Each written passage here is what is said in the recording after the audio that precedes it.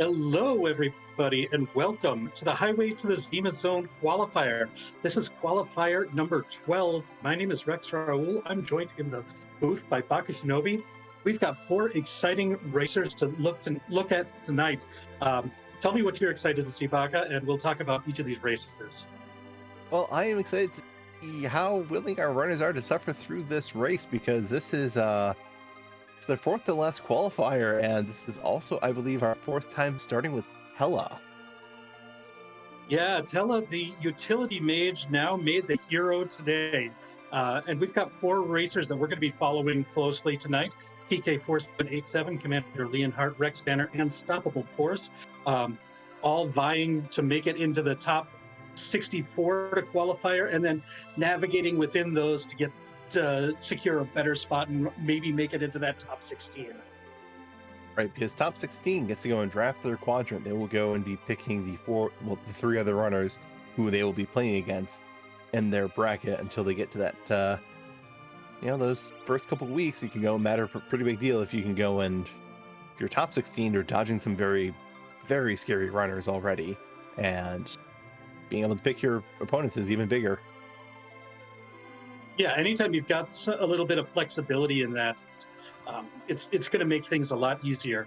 And we've got Tella on top of that. We mentioned it a little bit, and we've got these objectives. Of course, the first three have Cobalt Forge and complete Cave Bahamut, defeat Wyvern. Those are the standard throughout this event.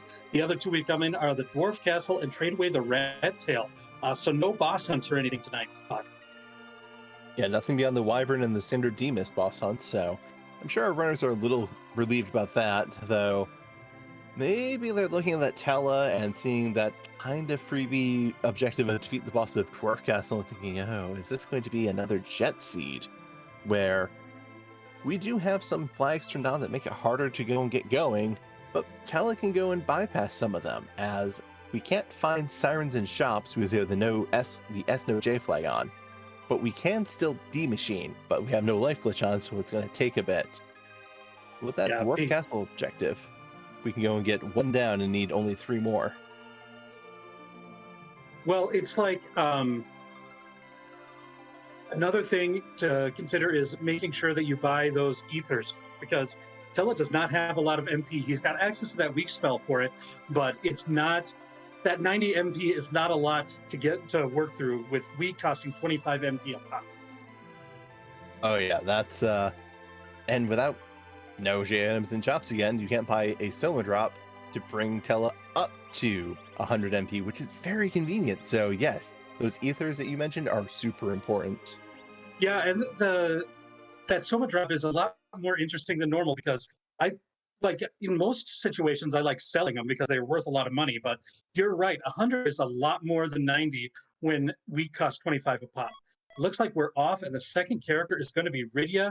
We're got a hook right away. That's another character that's free, and that's either the Baron Guards or the Kaipo Guards for those in the first spot of Baron Castle. That is a lot to take in. So let's go through it in parts. First part, the hook that we start with. That is one of the two ways underground. That could be our logical access, but requires to go and fight two bosses. Rather high-level bosses, considering the power level of your overworld party. And then that Rydia. Rydia has had a very interesting change. Yeah, I think she's gotten a lot more popular in this event than maybe any other event that we've had so far. Her flexibility in being able to both be a healer if necessary with the Ashura summon, and be just a good black mage, as well as being a capable fighter with whips and heroine robes and things like that. She's just really versatile, and this flag set really rewards versatility, I found. Agreed. And one big change that happened with the most recent update is there's been a little bit of a loot rebalancing. And one of those rebalancings is that Leviathan is now a tier 5 item instead of tier 6. So that means that it can show up in shop, specifically gated shop. And that Evelyn Cave is guaranteed to have 2 tier 5 items. Now, it can roll the same item twice, but with no G items, there are only 2 tier 5 items that can show up in that shop. Elixirs and Leviathan Orb.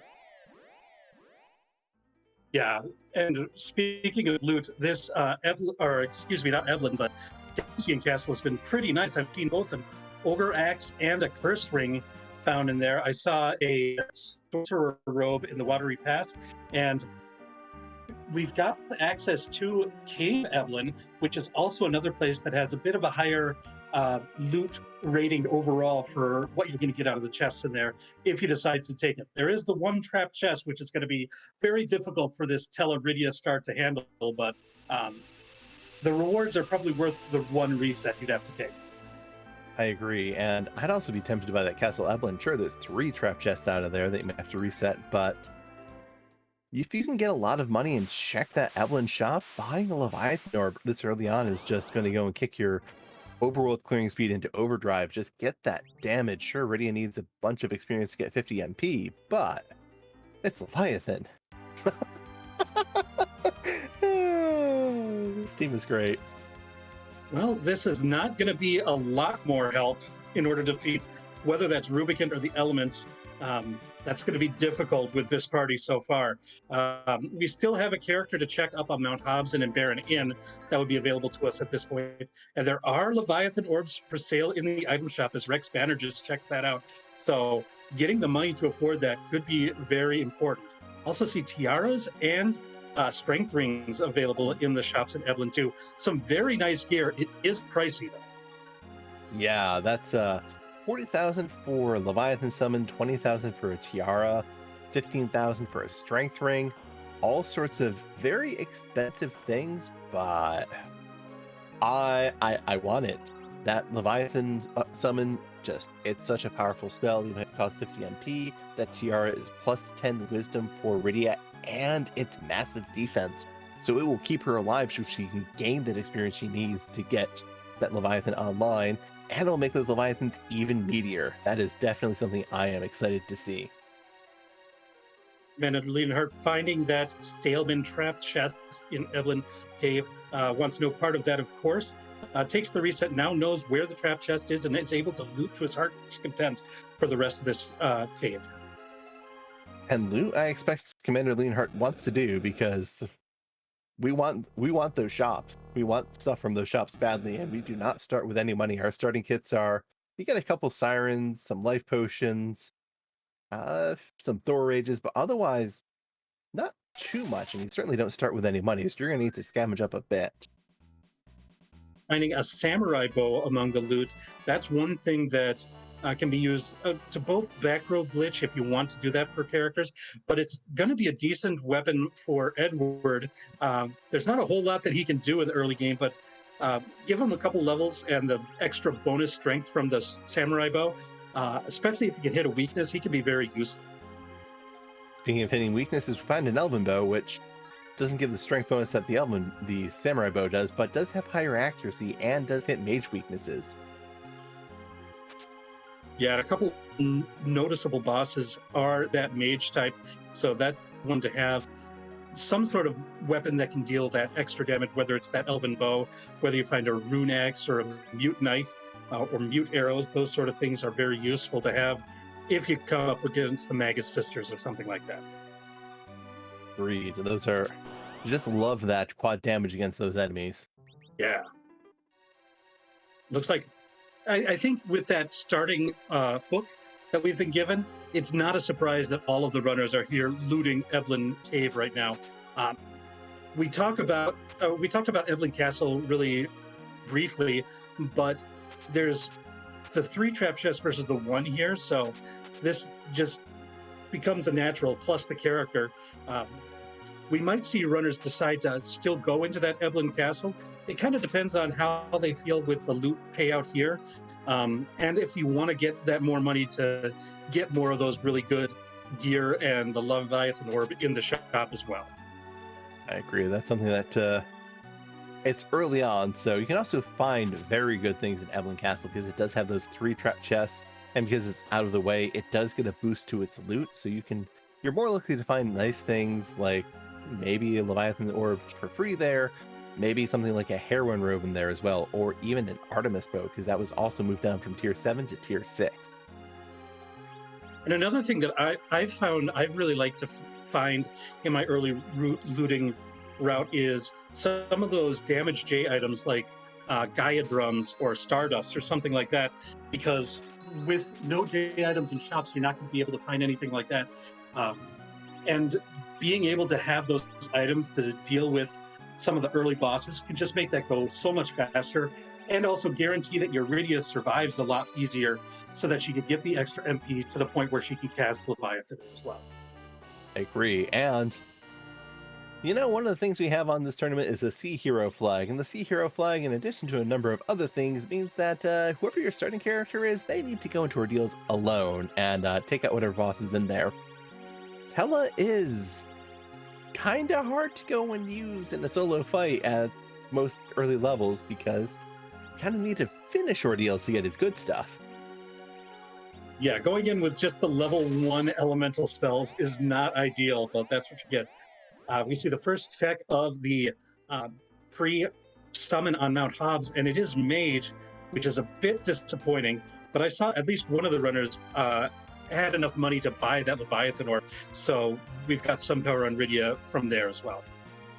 Yeah, and the West Hobbs chest having a black belt is a nice upgrade for the Edward, who has probably some of the best strength gear he can wear with a bandana and a black belt, samurai bow, but currently held off for the dancing dagger, which when used as an item does about 300 damage to most anything. Yeah, and that's a very useful weapon. That's something that people really look for in the early game. You see the fight is Baigen up at the top with another duplicate Edward, and with this flag set, you can't have duplicate characters, so if you're going to fight this, you're basically fighting it for the experience. Yep, and looks like PK is choosing to take the fight. Didn't go and do as much looting as I believe Commander Leonhardt did, and only has one dancing dagger. The other dancing dagger was on the top of Mount Hobbs. Yeah, giving both... The dancing dagger is really good because there's a number of characters who can use it, including both Rydia and Edward. Palom can also use it as well, and I believe Edge and Kane can both use it. I don't remember if Cecil can. You might have to correct me there, Baka. Dark Knight Cecil can't use it, but Paladin Cecil can. So yeah, just a very useful item in the early game to deal with some of the early bosses like Antlion and like this fight up on Hobbs. Yep, and we see PK getting through this fight and going to go and get a good amount of experience. This Hobbs spot does have more experience than usual because it's where Mom Bomb is. And Mom Bomb splits into parts, so normally you don't get all of the experience. The experience stays scaled to what you have here, and 4,000 experience, yeah, that's a good chunk for Rydia at this level. Yeah, and if you purchase that Leviathan orb, that might be enough to get her to that 50 MP. And if she can cast a Leviathan, that's going to beat almost any boss in this early part of the game. Oh, yeah. And PK showing off that Rydia has 67 MP. Once she's full restored, she's going to be able to cast the Leviathan once per rest. Yeah, you have to heal up in between bosses, but you can buy... Both tents and cabins are available for sale in shops. They are not J items, so they are not one of the things that you can't buy. So sometimes you need to do that. Yep, and PK wanting to buy 30 charm arrows and then noticing his money situation, deciding, well, 16 is going to have to be enough. Yeah, sometimes like that extra looting gives you a little bit more of a budget for buying things, but it does take additional time. If you feel comfortable being able to handle a lot of the bosses without it, then you could get through it faster, but you won't have as good a stuff as the other people will have. Once you get to the later part of the game where you're fighting bosses like on the moon and stuff, those bosses tend to give a lot of gold anyways, so you're going to have a little bit more money to spend at that point. But for the early middle part of the game, that might be a little bit more of a challenge. But having this Leviathan summon makes the challenge a lot less severe. Yep, Rydia is just going and washing away Bahamut at full defense, while Commander Leonhardt has taken down the Mylon Z fight in Antlion, getting rewarded with a power key. Yeah, that's a nice one. Go ahead. Oh yeah, I was just to mention that Rex Banner is starting Kabul, while Sapple Force is starting Antlion. So both our runners on both sides are going to similar places first, it looks like. getting a tower key early is always a bit of a relief to know that you only have to make one trip to the tower in order to check both of the key item spots. I'm sure anybody who goes to Antline is going to be happy with that. Or was Yeah, that no? That was Yeah, that was Antlion. The Fabul was a pan, so no single dipping Fabul today. I think that especially with the summon locations not holding key items, I've found it less advantageous to skip the bull early. Like, I think you get the higher percentage of a useful key item there. Makes it so that I don't try to make that single dip for bull. But that's just me. I have been going and skipping Fabul a lot, and I have a hard time disagreeing with that, because even if you don't go and get a magma key there, things like, say, a sand ruby leading to an edge has been quite valuable in Seed, so definitely a valuable check to hit early on. Yeah, I think that's just in general. There's less key item spots in this fight set than we've had in other tournaments with the summon locations on. So the chances of getting a key item from any key item spot is just a little bit higher. And that makes for an interesting play. Yep. Speaking of interesting plays, Commander Leonhardt went and checked the Chocobo Forest outside of Baron and found a rune ring. Nice piece of defensive equipment for Rydia, about as good as a diamond ring, but also gives mage resistance, which is helpful against certain enemies. And there's a white Chocobo in there, so you can full restore Rydia's MP, which, well, level 9, Rydia has exactly 50 MP, so Commander Leonhardt is looking to go and sweep Baron in with this. And there's going to be 2 boss fights in a row, so you probably don't want to waste it on the first fight. The second fight's the one that's going to be more important. Use that Leviathan summon. Unequip the Dancing Dagger, put on a Charm Rod to boost the Leviathan power, then reconsider it, because, as you said, gotta get through the first fight. First fight only has a few hundred HP, but you don't want to spend the Leviathan summon on that. Right. Oh, hey, I'm wrong. The first fight does not only have a few hundred HP. That is unfortunate. A few hundred HP plus 9,000, because that's what Mom Bomb does. We do see a couple of our runners, PK and Rexpan, are now heading up Mount Ordeals as well, trying to get that full suite of spells on Tella, make him a lot more useful once that's completed. Get a free boss in the first one in the form of King and Queen Evelyn, who just cast some low-level fire spells and then expire. Yeah, they are the easiest boss in the game. Even on no free bosses, I struggle to think of a spot where King Queen Evelyn will actually be dangerous to your party. Yeah, I mean, even with these low HP totals that you're seeing, that Fire 2 just isn't too scary. Speaking of scary, the explode on Commander Leonhardt's party, that hit a bit hard. And now we see the second fight is Octomam. Gonna punch rather hard, unfortunately, as Tella just goes down in one hit. And that's tough for the low-level party like this. I think Commander Leonhardt had a good idea, but the fact that Mom Bomb was the first boss there just kind of threw a wrench in that plan. Yeah, that team has very little HP right now, unfortunately. Rydia tries to get HP growth, but doesn't really succeed.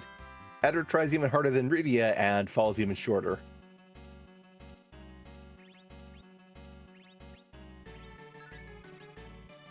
Both Rex Banner and PK have defeated the first boss up here on Mount Ordeals, and now we're going to see the second one, generally the more threatening spot, and we see Dr. Luge. This is actually, I think, a fight that our runners would like to see in a spot like this, because with a party that we've got right now, this can be often a very challenging spot. It's nice to have a fight like Dr. Luge here. I think that's one that they're going to be able to handle pretty easily. Yeah, though I guess my biggest question is, does PK have lit arrows? Because lit arrows would go and do bonus damage to Balnub and the second form of Dr. Luge. But not certain if we have any other good option, but PK choosing to go straight for Leviathan is going to get ready to queue up something. Oh, has 7 Ether 1, so we'll probably be ready to Ether up Rydia for the next fight. Also looks like he has a Stardust and a Grimoire in his inventory, so that's another way to help with Balnabzi as well. Rex Banner also using Leviathan in the first form And I think that makes sense. You don't want to accidentally get a showing of Balnet Z.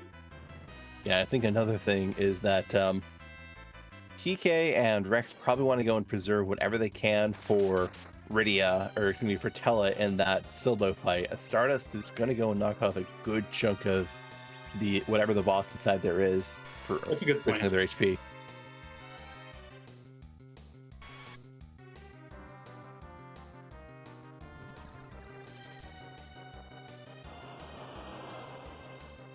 Ooh. Oh, Rex getting hit by the laser snipe, unfortunately. Yeah, that laser is the scariest attack of the second form of Dr. Luge. And so now it has to revive, and hopefully she can stay alive enough, long enough to get that second Leviathan off. But yeah, that's the scariest thing that you can see from Dr. Luge. The mission can sometimes hurt, but it's, that laser, 200 damage. It's gonna one-shot Rydia because it's based on Bell Lab's current HP, and I think that current HP is getting washed away. Now we're going to get our first peek of the solo fight for Tella up here on Mount Ordeals, up on PK's screen, as the rest of the runners are just behind him right now.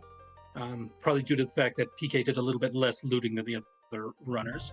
But we'll see if those items in the inventory are going to be enough to help him get past this fight here. Oh, a rat tail. This is going to be not strictly, but likely required fight. Yeah. Oh. Well, if there's an advantage to DKC here, it's that he's probably not going to be able to kill Tella. Yeah, 110, 1 cure 2 is going to go and probably keep Tella pretty safe. Tella is slower than Paladin Cecil, but yeah, 73, Tella's going to be very safe for the next one, I'm guessing. Yeah, this is going to come as a relief to the runners when they see how little this Dark Wave is doing against Tella.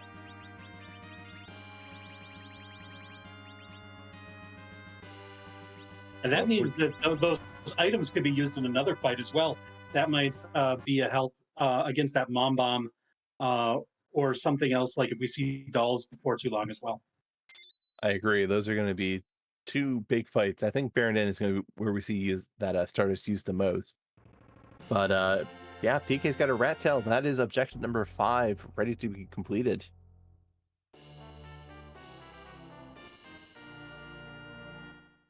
Commander Leonhardt also got hit by that unfortunate laser hitting Rydia.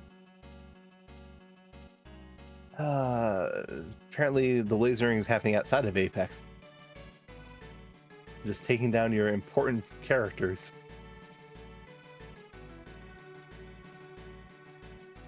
But with Ordeals out of the way, PK just has Baron in and some boss checks in the overworld. I believe both spots have been checked, and those spots have been found to be a D-Lunar fight in the Mist Cave. I don't remember what was in the Waterfall Cave.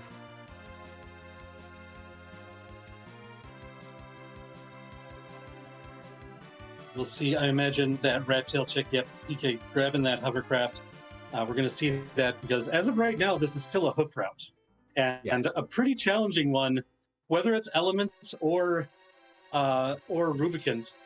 That's scary. So we're going to hope for something to get another character or a magma key, but that's just a protect ring. I say just a protect ring. That's a very good piece of defensive gear, but it's not exactly what they're looking for right now. But nonetheless, objective number 5 completed for PK4787. Yep. What's also going to be very rude is unless Baronin gives a character granted key item, this is looking to be a 3-person hook route with Tella, Rydia, and Edward. Yeah, and it's not a gimme boss either. So this could be a big challenge. And still, depending on what this gives here, too. We haven't seen this. This could be a magma key. Yeah, this could be a magma key. This could be an earth crystal, which I'm sure our runners would welcome because give me a way out of this party. That's a question from chat. Who's in Baron N? Why, it's another Edward. The third one we've seen. Edward the third. Our starting character was Tella. The second character was Rydia. The character on Mount Hobbs was Edward. The character in Baron Inn is Edward. The character in the Hook Path is also Edward. Yeah, lots of bards running around today. It's, I don't think people are going to be singing the bard's praises, though.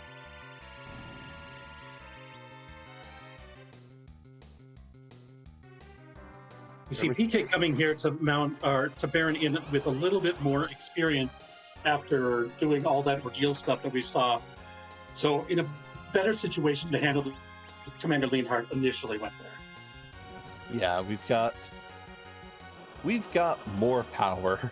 Commander Leonhardt was only had barely 100 HP. And Edward wasn't much better, while Kay's is just saying, "Hi, I would like to go and do 16 times my HP and damage."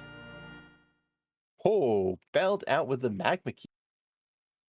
Yeah, this was looking to be scary. Now it's looking to be this is the big relief. We've got now access to complete objective number 4. The bosses of the Dwarf Castle is now open to us. We also have both the tower key.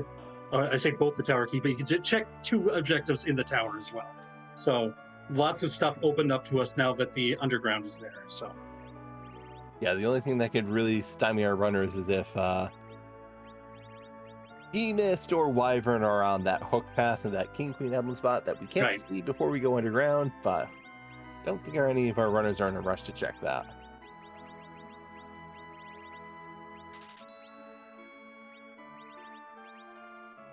Now it looks like all 4 of our runners have completed the Mount Ordeals solo fight. And that's just going to be a relief for everybody. As Top of the Force is just finishing now climbing down the mountain.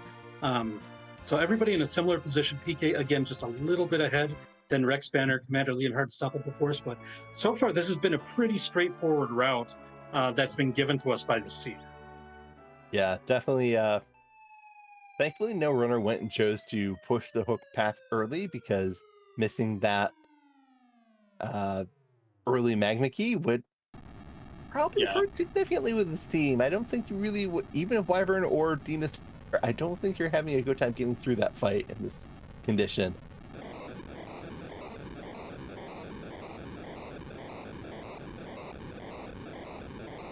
The boss on the hook route was a Rubicant sprite, so either Elements or Rubicant himself.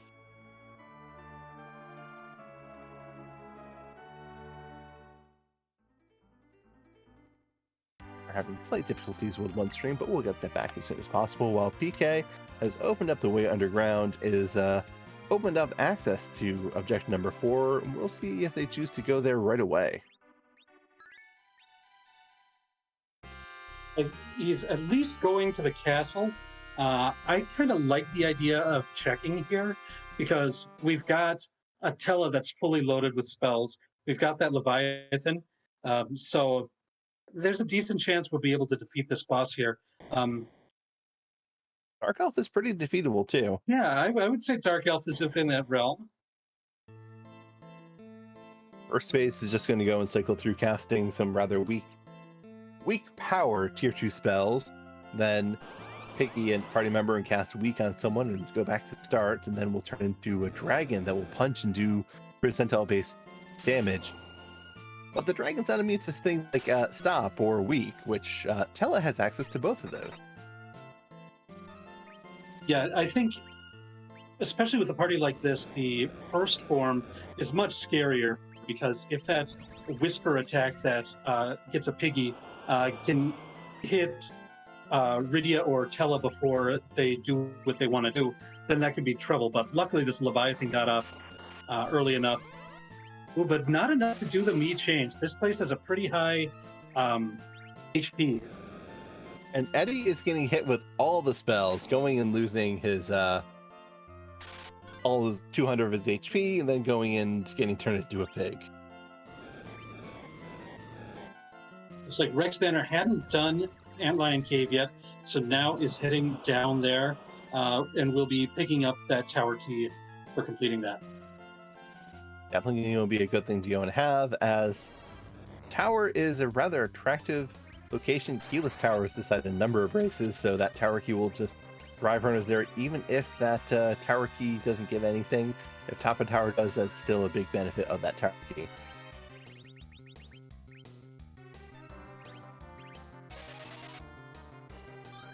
PK going and taking this opportunity to heal up his team a bit so that going into the second fight, he is not in HP critical status. And also bringing Rydia's MP back to full with an Ether 2 to cast Leviathan again. Yeah, that's a real heads-up utilization of item, because you don't have a menu time in between, like where you can access the main menu in between these two fights. So using that stop spell to use the in-battle system of healing, pretty heads-up play here. Yep. Then going in, swapping in another, just doing weak, brings Dark Elf down to single digit HP, and unfortunately, Tella, the Glit one, not only doing 1 point of damage, so need to go and pull out a virus with Tella through the fight. 18,000 experience on the party, which is pretty helpful, but now we get to see the next party member. It looks like Rex Banner was having a bit too much problem with that Octoman, so has decided to loot Evelyn Castle. I wonder if the intent is to take the trap chest for a little bit of an experience boost and hopefully find a really good piece of equipment or item. I wonder if Rex is just looking for a heroin robes to go and get Rydia up to speed. That could be too. There's so many things that are useful that could be found in this castle. And so, like, if you're having trouble with the boss, coming here and searching for something like that makes a lot of sense. Yep. Finding the Mad Ogres, meanwhile, PK has found Ashura in the second spot, and Rosa is the character. So, I am not upset to see a Rosa come into this team. Absolutely not. And it's really nice that it's not yet another bard. It would be a little painful if it was just another bard, as that bard has been trying to help and not unfortunately succeeding much. PK making short work of the Queen of Summon Monsters and is able to get this done, and that's going to be objective number 4 completed for PK4787, making a quick clip of this early part. But the other objectives are not as easily available. We don't know where we don't have a Darkness Crystal for Cape Bahamut. We've yet to find the Wyvern, and we haven't found either half of the Forge yet. That is correct, though we do know, we're at least reasonably sure that the Darkness Crystal is going to be on Earth, and that limits down to currently only a few locations, as we have the Pan Turn-In, Sheila 1, and Tower open to us. We've cleared all of the overworld spots. We haven't found Demus yet. We haven't found any other gate and key item, and Dwarf Castles just gave us Strength Ring.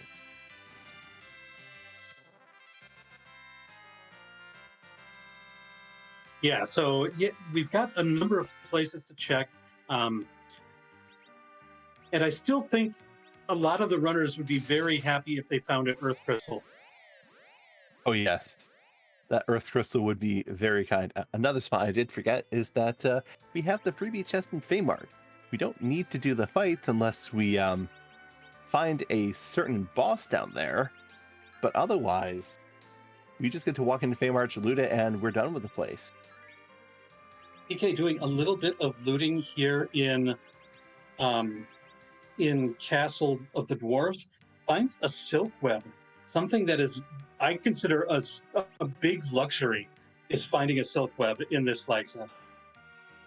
They are some very premium items to find, because buying J items, I would always go out and find silk webs. I would like to go and get 2 or 3 just for a few fights, and that's not an option. So the one you have, that is gold. And another one found by Stoppable Force, who looks like might have been having some problems with the Octomam as well, and has decided to go down this hook route, finds a silk web along the way. This is going to be a challenging ordeal for Stoppable Force, but we'll see if they can make it. Yeah, this is unfortunate for Stoppable Force, because that Baronet fight is definitely easier than whatever form of Rubicant we have, and probably easier than whatever boss is going to be in that King Queen Evelyn spot. But it makes sense. Don't keep bashing your face against a fight failing. Go and make progress where you think you can. It's just, unfortunately, the magma key is on the overworld. Yeah, and it's one of those things where it's like, if you don't think that you have what it takes to beat that boss, like going after another route makes a lot of sense, but it's just unfortunate when it turns out that that is where that magma key is found. And speaking of unfortunate, we found one of our 2 boss hunts.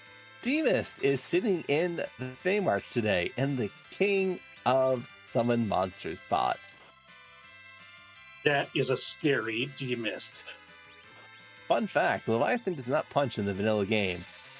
So because of that, Leviathan has some absurdly strong attack power, and just likes to go and beat the living daylights out of anyone who approaches, if they get the option. Yeah, one of the punchiest spots in the game. And I think that's just like one of the quirks with Final Fantasy IV is the attack stat for bosses that don't use physical attacks are generally through the roof. So. Mm-hmm. And the magic stat for enemies that cast status effects are also incredibly high. So Leviathan goes from being, oh yeah, you're not too bad, to, oh, please stop turning my party into popsicles, depending on the location. Stoppable Force, unfortunately, not having good luck with the 4 Mad Ogre chest in Upper Babel, and heading back in there. PK, in the meantime, going in, bonking Young with the pan, getting a silent staff from the Sylphs, and has 2 key items to pick up from Sheila 1 now.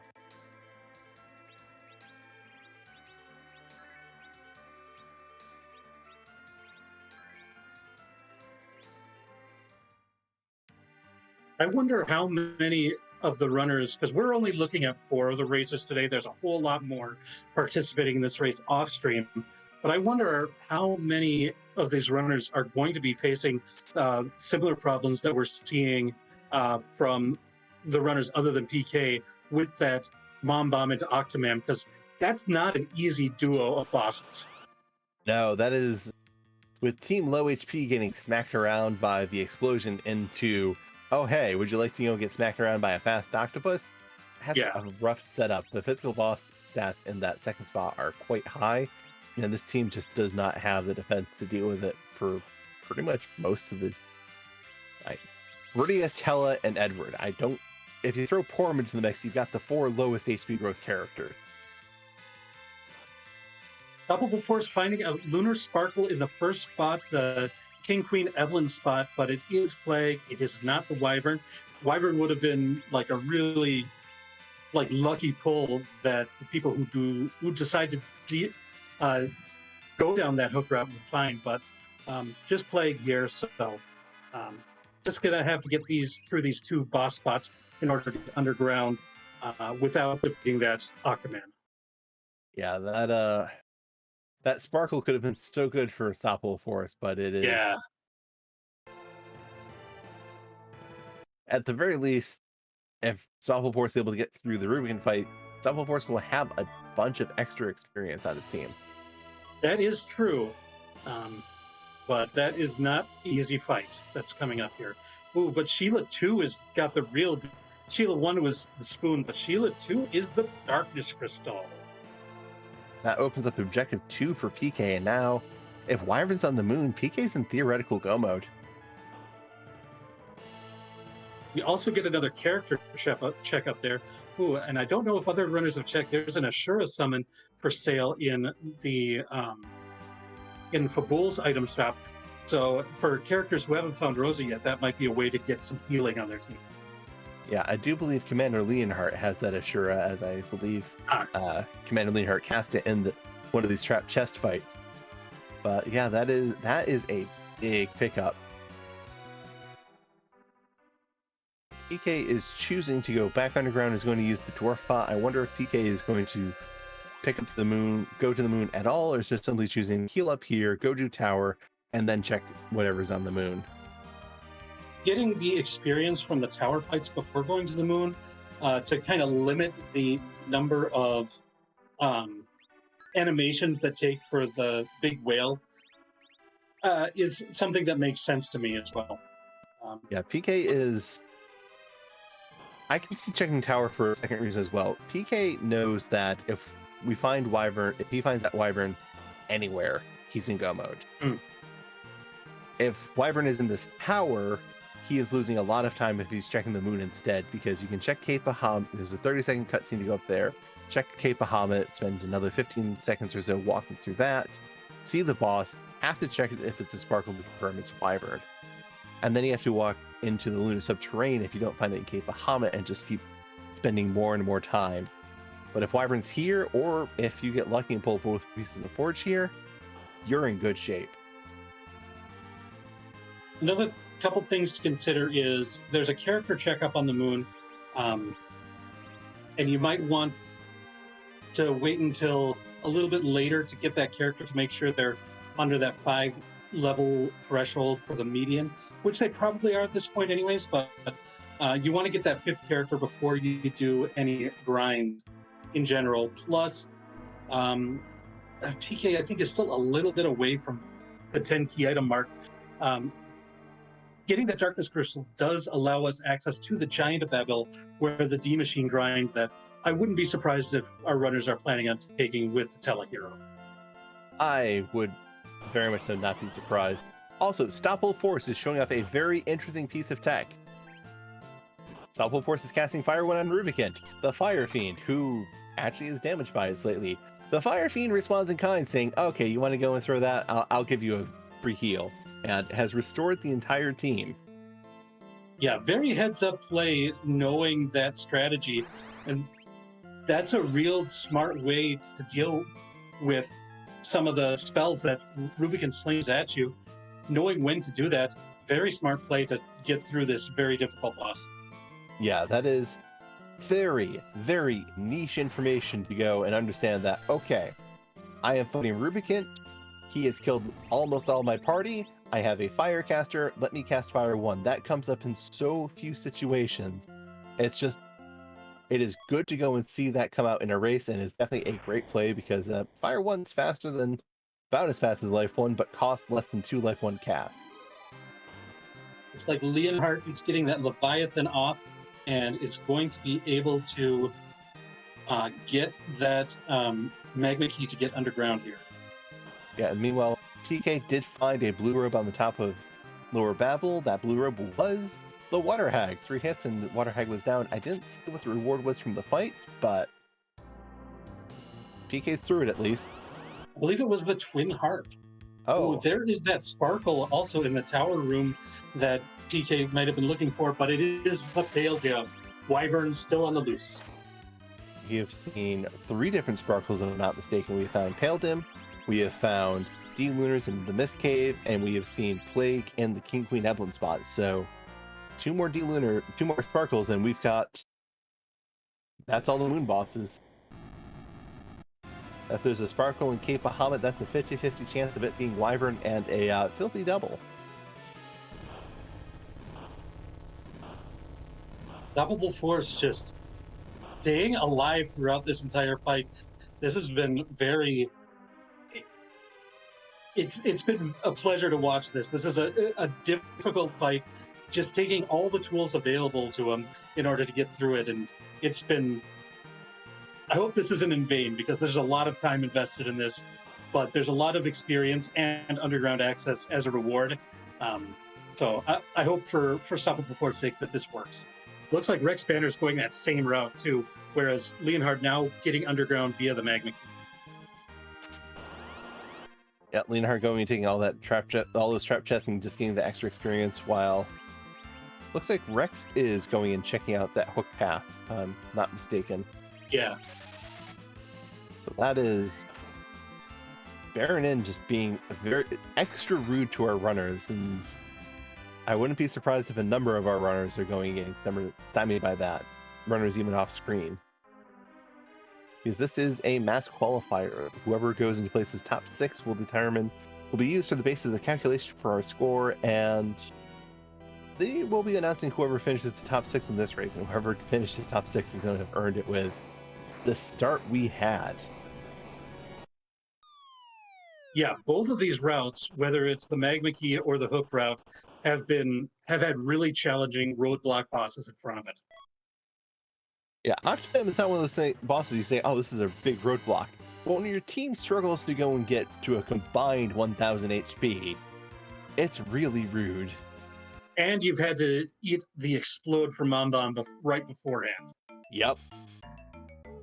Unstoppable Force, unfortunately, Oof. did not have things line up, took a glare, and needs to restart that fight.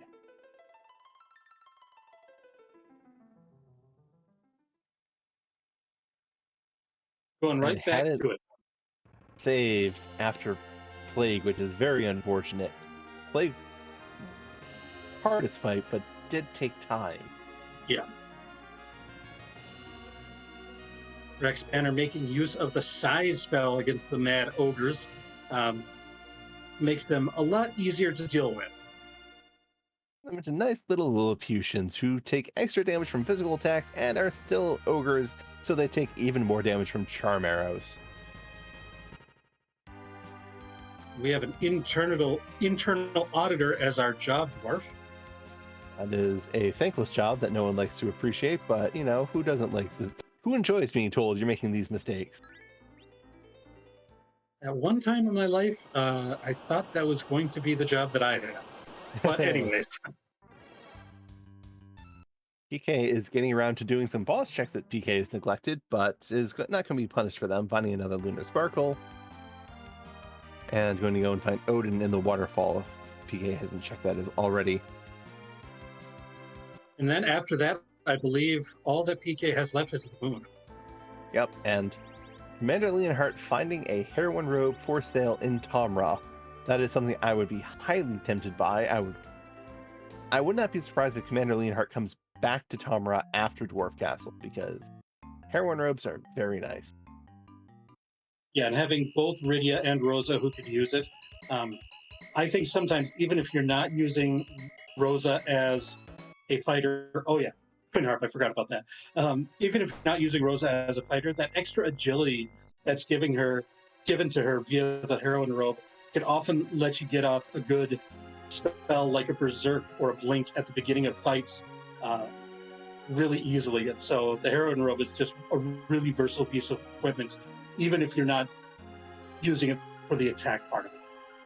Yeah, though I'm very tempted to go and just say, okay, Rosa, you are now the main DPS of this team, because that's also true. You are going to be very fast. I have a samurai bow with charm arrows for you, and I can buy this, and I have a bandana and give you a heroine robe. That's plus 30 strength to Rosa and plus 15 agility, which is almost 5 attack multipliers, depending on how things roll out. Yeah, that's pretty strong. If you get her up to the point where she's got Berserk too and can Berserk herself on top of that, yeah, she's a force to be reckoned with. Yeah, you just put her in the middle slot. Yeah. Every fight, she gets the first turn, because she's probably the fastest. She casts Berserk, and Riddy can go and throw out Leviathans, it's fine, but Rose is going to be the star of the show. Well, we've got PK here getting the Dark Elf. This isn't the boss Dark Elf, but this one's going to be changed not into a Dark Dragon, but into another random boss here. And I think it's about time for us to be a little bit quiet, because it's just about time for us to hear some of DJ Spoonie B's rocket tunes. I agree. Let's hear what we get.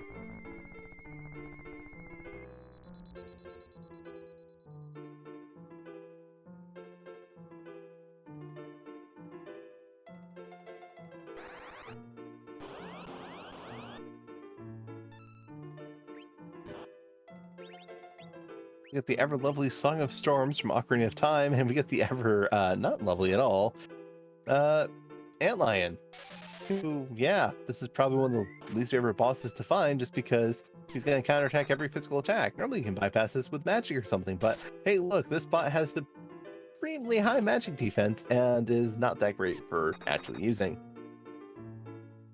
Yeah, and when your squad doesn't really have a lot of physical attack power in it, that can be a challenge. Going to be berserk Rosa in the middle spot. No heroine robes because I don't believe PK visited the shop in Tomra. I believe you're correct. You would probably be able to cast some Leviathans with Rydia and get through that magic defense, but it would be probably only a little bit more damage.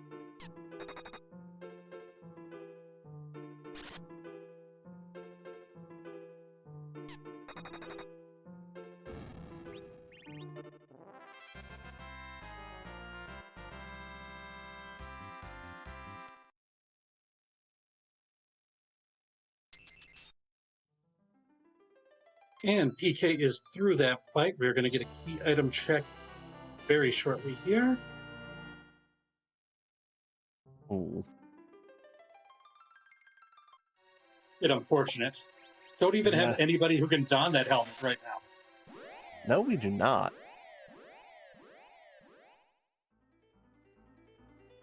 Also, I do believe that Commander Leonhardt has, in the meantime, gone down to the bottom of Sylph Cave, and while their stream was out, must have gotten the pan, as they are getting that darkness crystal and are going to be heading to the moon now, it seems.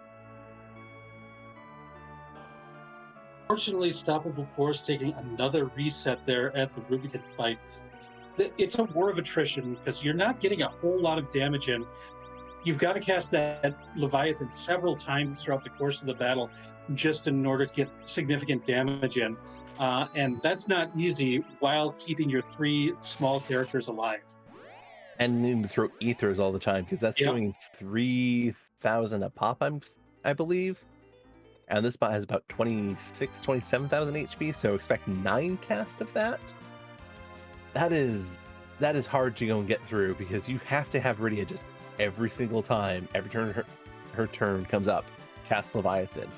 And then you need to go and try and hit something with your other characters. You can't go and attack because the Fire 2s are going to go and melt your party, unfortunately, and you need to just be checking life potions and throwing out revives. Yeah, it is not easy because that glare, which comes around every cycle, is guaranteed to kill one of the characters at these low HP levels.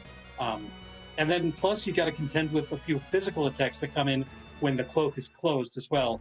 And Commander Leonhardt not exactly being rewarded with the character on the Lunar Dais with a duplicate Rydia.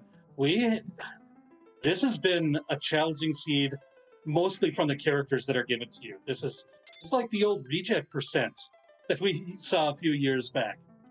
All of these characters were in that, except Rosa. Except for Rosa. Rosa is not a regent. Rosa definitely goes and wears her crown of top white mage in the game proudly. Yeah. But Commander Leonhardt is going checking Cave Bahamut to see what the treasure's on there, because that can also peek at tier 6, and what boss is in here. If Wyvern's here, we have the information to complete the seed. Black Belt and a Life Staff are a couple pretty good pieces of gear there. Yeah, that Life Staff is the best white magic stat stick, giving plus 15 to the will stat. And it's a freebie, but we get to see who is in Baron Castle. Is it the Baron Guards or is it the Officer Soldier fight? You say it's a freebie, but at this spot, I don't know if I'd really consider them to be an actual freebie. It just seems to be a bit lucky. PK seems to be going and getting prepared to take that spot on. Considering a cursed ring on Tella, it looks like. That is going to go and check who is our Cave Bahamut fight blocking this objective. It is the 2 Baron Guards. Okay. And you have an hourglass and a coffin. Okay, this maybe. Ooh. They will hit really hard. Yes, but I do believe a little bit of luck may be required. But yeah, throw that cursed ring on Tella, keep Rosa safe. might need to go and do a little bit with these, but PK is going back in there to heal, I believe. Yep, resting up. If nothing else, to get that Edward up to just soak some hits or soak one hit. Yeah, having just one more target is going to help so much if you're trying to get that hourglass off. Yeah, and Rosa being at full HP because she was at 700. Oh, PK is choosing to go and PK didn't save out in front of Bahamut. Commander Leonhard's trying to do this without Rosa. Going to be a bit more difficult there. Yeah, that is going to be quite tricky. And PK also has extra levels, which with Rosa, she's got the strongest HP growth in the team. She's going to be able to survive hits. And I definitely agree with Commander Leonhard's decision to come back here. He knows he can go and get it done. He doesn't have to get it done right away. Exactly. Don't keep bonking your head against it if you've got other options. Looks like Stoppable Force still having trouble against that Rubicant, so has decided to take some fights in Babel here for some experience. That's one way to try to improve your squad. So using what you have available to you in order to improve your team, this makes a lot of sense. Yep, this is... If you think you have to get through this hook route with this team, you have to get through this hook route with this team. But it's not like these random encounters are easy either. These are quite a bit later in the game is where you'd fight these things than the levels that Stoppable Force is at right now. Yep, that is... Looks like Stoppable Force is just fishing for an egg to go and take, because Stoppable Force can reliably go and kill that with Tella. It's choosing to pop the Siren to go and get that egg. Yeah, it's a bit unfortunate that you have to use a Siren in a place like this, because this egg does not contain the yellow dragon that we see with the egg summons in the underworld. This one has a green dragon, and the green dragon is worth considerably less experience, but it is something that is available to Stoppable Force right now, whereas that yellow dragon is not. Yep. Speaking of available to people, PK has finished off Bahamut and now has objective number 2 on the board, one objective away from their crystal, and we've got a bunch of boss spots open with this darkness crystal. There's 2 in the giant, there's 1 in the there's 5 in the lunar subterrane. You can go and potentially get a bunch of good things here, including a lot of experience off a couple King Ryu's gotten off a Siren. So PK wants to get at least a little bit of experience here before either diving bosses or doing the grind. Yeah, I think PK is just trying to go and power up this Rosa and Rydia. Rosa with no Heron Robe, but just some extra levels in the Samurai Bow, dealing okay damage though. Very determined to shoot the back row King Ryu, which is extra annoying because back row goes and doubles your defense. Only comes up for your side, with the exception of King Ryu's, who go and have the only material defense stat in the game. And even if you are back row glitched with that King Ryu fight, still the defense for the back row. It's really annoying. Yes. Quite rude. So now PK has a level mid-30s, Rosa and Rydia. How do you feel about taking on the moon with 2 characters in the mid-30s? Well, it depends on which 2 characters they are. And Rosa and Rydia, well, you've got that Leviathan summon, and that can help quite a bit. But I don't know. This is still tough. Like, this seed just continues to challenge the runners, I think. Yeah, this is there is the option on the table for PK to just do a full D-Machine grind. Yes. Just take the time to do that. Go and get up to the big spells on those 2 characters. But PK might be thinking, we've got other options. I might want to go and wait until you get another character. There might be a freebie boss on the moon. Yeah, I think I kind of agree with PK's play here of going to the lunar subterranean, see if there's any bosses that he's able to take care of right now, and other things that you can do in order to help that. There's also stuff like the hairdryer's chest in the lunar path is a way to get a little bit of an experience boost right now if you feel you need it. But I like this play of diving down before, because the last thing you want to do is go through a big long D machine grind and then find like an Edge or a Cecil later, and it's like I want them to have experience too. Yeah, that would be. It would hurt to go into that, but it may just end up being the better play because It might be, yeah. Great to have Cecil, but if you're nuking and whiting every, oh goodness gracious, I don't think PK is going through this fight. He's starting it. He's looking at it. Is he? Yeah, PK is saying right. How am I hurting Valvalis with this team? That is that's not easy. No, that's Valvalis goes and gets infinite magic evade in that spot. So you're relying on physical attacks, and Rose is also not set up in the correct spot to aim through it. So you would also have to, aim through 30,000 HP with 400 damage shot. Yeah, it's to kind of explain that in a little bit more detail. Whenever you're in the center position, you get a boost to your accuracy. The aim command combined with that bonus of accuracy kind of overflows your accuracy, so it doesn't.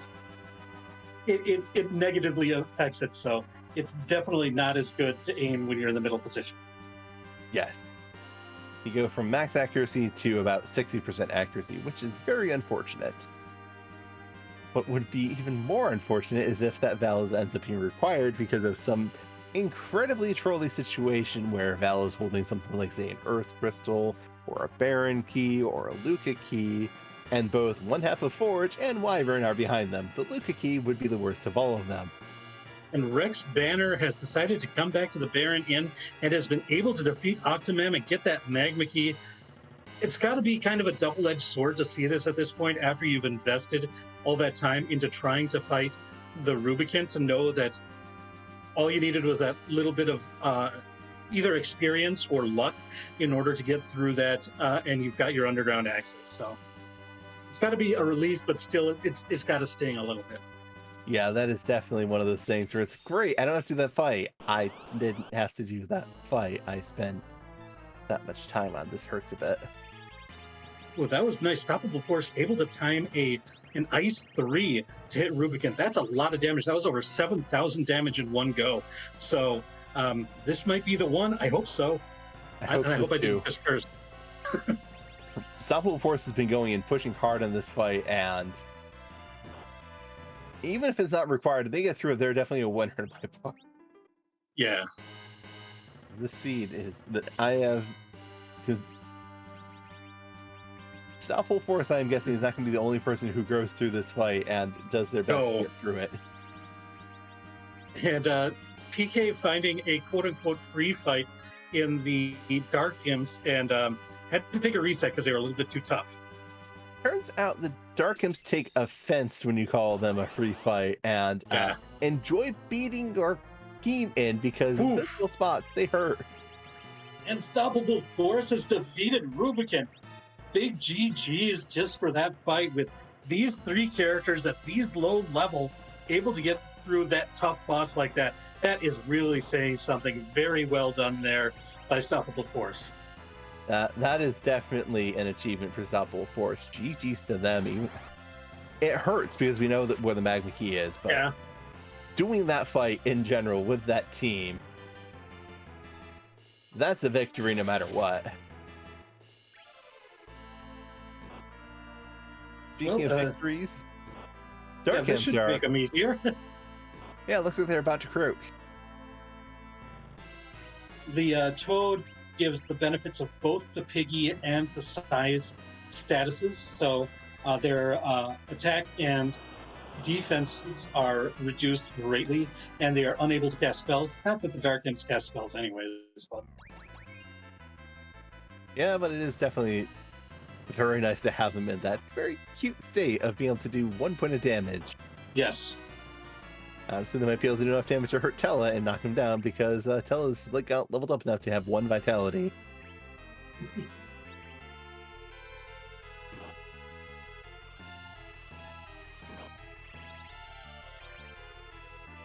But another thing, PK... Oh, go ahead. No, you're going to say something. I was just going to make a joke, so you go for it. I was going to say, one thing PK does know is that there is a key item check on Earth that he left behind. The Demist at Leviathan. Oh yeah.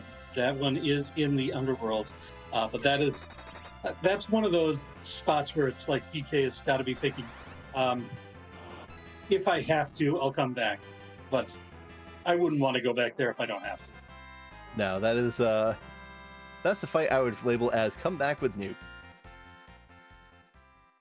Commander Leonhardt did, in fact, return to Tomra to purchase that heroine robe, slapping it on Rosa right away. Can't blame anybody for that. Didn't see. It looks like we got a Baron Key, pass and Baron Key from the Ribbon Room spot to Night. Fine, because pass means you do not have to look back down the lunar subterranean. You can go and just simply go back to Earth and fight Zemus at your leisure. Which I have expectation that PK's gonna want to return to Earth if only to go and get a full grind in with this team. And the question will become, is it going to be worth going through Baron in order to potentially get a fifth character on the squad as well?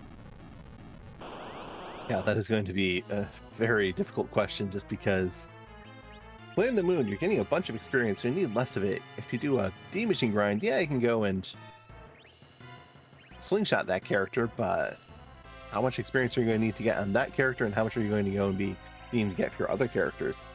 There's that, and it's not a short check to go through Baron, and if it ends up being another duplicate, then that's just a lot of time lost as well. So it's going to be interesting to see if that's going to be a priority, because it's possible to do Zemus with just Rydia and Rosa if you have to, but having more characters is going to make it a bit easier. And yeah, I'm just not counting Eddie or Tella for the Zero.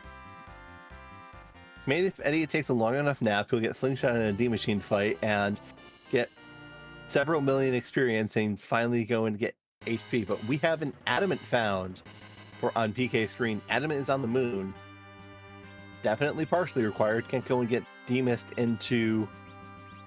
Well, if D-mist has a legend, that would be hilarious and also rude. But PK is now a legend sword or a wyvern away from Como. Yes, and we still haven't seen all the moon bosses. We still have the Masamune altar and the Crystal Sword altar. And we have the giant. Yeah, the giant is still there. And there is a situation where it could be the wyvern is on the giant and the legend sword's behind that D-mist. We just don't know yet. Yes. Ha ha ha! Ha ha ha! There's so many things to laugh about with this. Yes, PK immediately resetting for good reason. First reason, Golbez is going to kill this team down to 2 characters. And if you have your full party up, Golbez chooses. If you don't have your full party up, you can choose. And it looks like PK is looking for correct weapons to go and switch on, going and stacking up on charm arrows, and is going to be taking out Eddie. And D-Fossil is helping out and taking out Tella. So I think PK has picked the 2 party members he wants to have for that Golbez fight. I wouldn't be surprised if we see we're going with pigs. Interesting. I kind of thought that it would have been sizes, but in either case, the way that status effects work in Final Fantasy IV is it's on a priority system. So if you've got something that's higher on the priority list than the status that's being applied, then the status doesn't happen. And so for Golbez, if you're a pig, you can't get held. And PK is choosing to go and do this because I'm pretty sure size would be preferable because you can't cast spells as a pig, but you can cast them as a Lilliputian. But I don't think we're going to care about our party spell. I think we're going to care about getting Golbez to hit himself with spells that he's throwing. Yeah, at this spot, Golbez is going to be doing quite a bit of damage with his spells. So using the Star Veils from the starter kit to put walls on these pigs, reflect his spells back, that won't be enough. You'll have to do damage to him at some point, but I'm sure PK will know when to actually pull the trigger on that with Rosa as well. Yeah, I believe Golbez is going to just absolutely destroy his own HP because let's take a look at the damage we're going to see from these spells.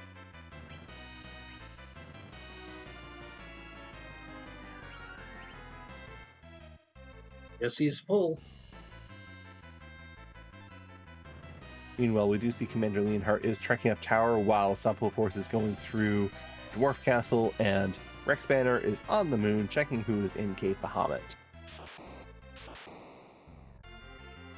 An interesting thing for Stoppable Force going to be quite a bit higher levels than everybody else was during the Underground because of that extra XP granted by Rubicant. Yep. Also, 5,000 damage virus, or 4,000 damage virus from Golbez, and 4,800, and 7,000 damage lit 3s, 8,000. Yeah, Golbez has a plan and sticks to it. Doesn't really adapt and realize hey, they might have reflect up.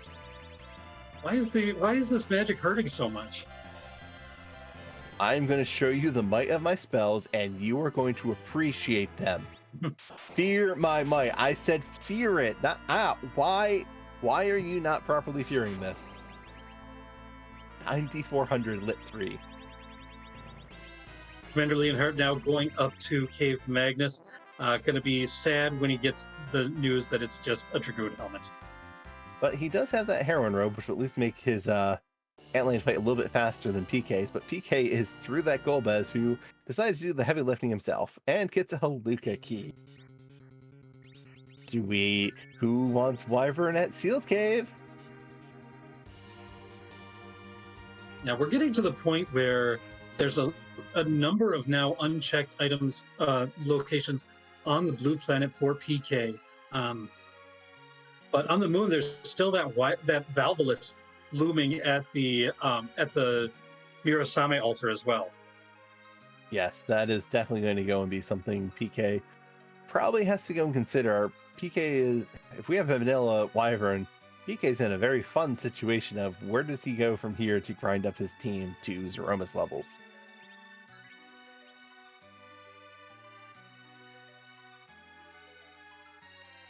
Might need to stock up on ethers, but I would imagine the D machine is still the most efficient. You can tell me if you think otherwise. Let's see, level 40, I think Rydia needs at least 400, maybe 500,000 experience for nuke, possibly even 600,000 experience. That with double experience is 6 D machine summons, if I'm not mistaken, maybe 7, because you need 12 D machine kills with a base level Rydia getting slingshotted. So you get effectively 24. That gets you 1 million experience. If you don't need all that experience, you can go and start cutting back down more and more. So 10 key items is going to go and double the experience you need. Speaking of doubling experience, yeah, Evil Wall has quit the experience of this is going to hurt. This might be one where you're happy that Eddie is on the team, right? I think this is going to be, I don't know. Well, actually, yes, that is the spot PK's where not Eddie going. Yeah, PK. What you can do is if there is no viable target available to be hit, Evil Wall has to hit something every time it goes and advances. It has to. It does not have the option to not attack. So if your party is dead, but Eddie is hidden, still alive, there are no valid targets on your side of the field, and Evil Wall gets to go and start crushing on himself. Well, not crush, but before the crush phase. True. He does have to go and has to beat himself up for being so alone, which is very mean, and why he's an Evil Wall. Definitely an Evil Wall. PK deciding not to try for that strategy, but instead go back to the blue planet where a lot of things are open and heading back to Baron. We're getting a little bit of a reprise of music as well over on Commander Leonhardt's screen. Unstoppable Force now in the land of summon monsters. Yeah, and Pals Morpheus mentioning that with Baron and Luca, you've got better chances of finding things, and that's a cheese strat that isn't fully mapped out by everyone as to whether or not it will work. I don't know off the top of my head if it works, because if If you get to crush phase, Evil stops punching himself. He stops advancing and doesn't crush himself. So yeah. And is probably going to crush Edward as soon as he reappears before you can heal up anybody else as well. Yep.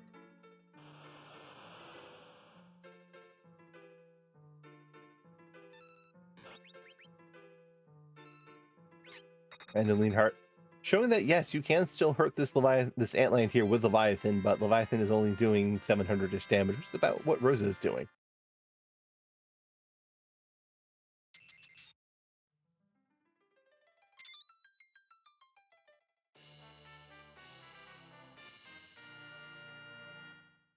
Yeah, PK now in the first of the Baron spots, which we knew from the beginning of the game was going to be either the Kaipo or Baron guards. Since we found the Baron guards on the moon, we knew that this was going to be the Kaipo fight. Not a tough fight, even for a squad like this. Yep, the Rydia's split virus, not enough to kill everything, but enough to kill the soldiers and get the officer to run away.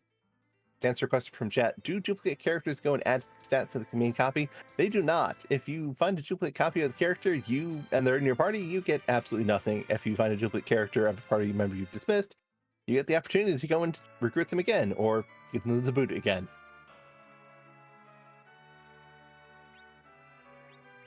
And we find the boss on the throne is Leviathan. So we might see Leviathan be used against Leviathan, or looks like Radio's just going to go with Lit 2 here. Leviathan knows he's king. He's sitting in the Baron throne just because, he's selling double orbs in Evelyn.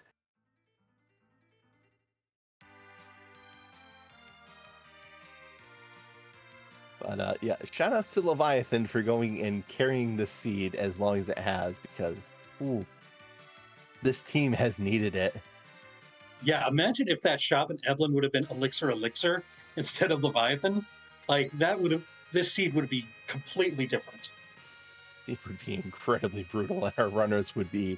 I wouldn't be surprised if our runners were grinding on Ordeals for a while to go and just get enough power to do anything. Yeah, and like leveling up Rydia to the point where she learns Virus takes a long time. Oh, a duplicate Edward in Baron! The seed. See, maybe is a very fickle and cruel flag, and it is decided that, a telestart?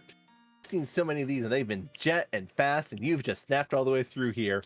I am not standing for the slander. I am a cruel and ruthless flag, and you will respect me for the complete and utter source of pain I am.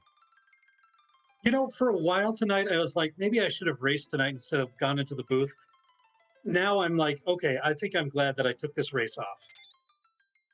I've been cheering for an Eddie start just to go and get this complete utter slog of misery out of the way and just let everyone see what happens when that happens. What happens when we get an Eddie start. But this is a start. This is a seed. It leads into the Earth Crystal, which is a treasury and 2 more character checks for PK. Are we going for double Bard on the Zot?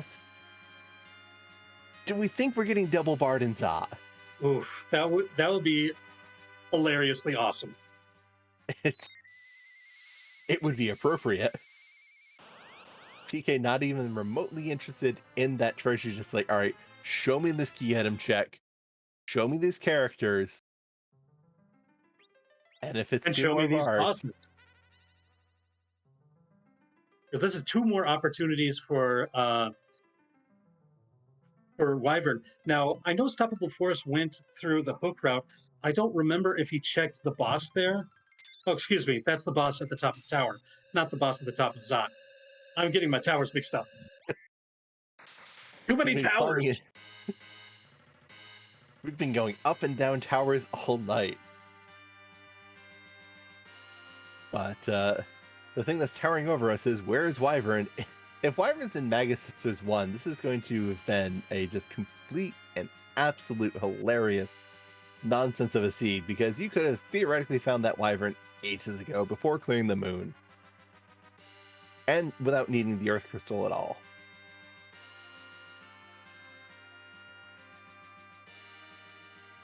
Oh, that's a sparkle. Oh, Oh, holy mackerel. goodness gracious, this seed is so good. So good. I am so happy I'm not racing this. Me too. Man, Oh. oh man. Do you go and check this character after? I don't know. It depends on, like, for me, but PK, if he feels confident with these two, just grinding up these two to the point where they've got White and Nuke and go for a full reflex strategy, that might work. Like, PK might just be ready and just say, peace to Zot after this. I mean, Eddie might be missing enough experience to be able to just be in slingshot range at this point, so maybe Eddie can go and get leveled up enough to survive parts of that. But PK, the first runner in official Go that technically, once you got the Darkness Crystal and finished Dwarf Castle, everyone had access to. Wow.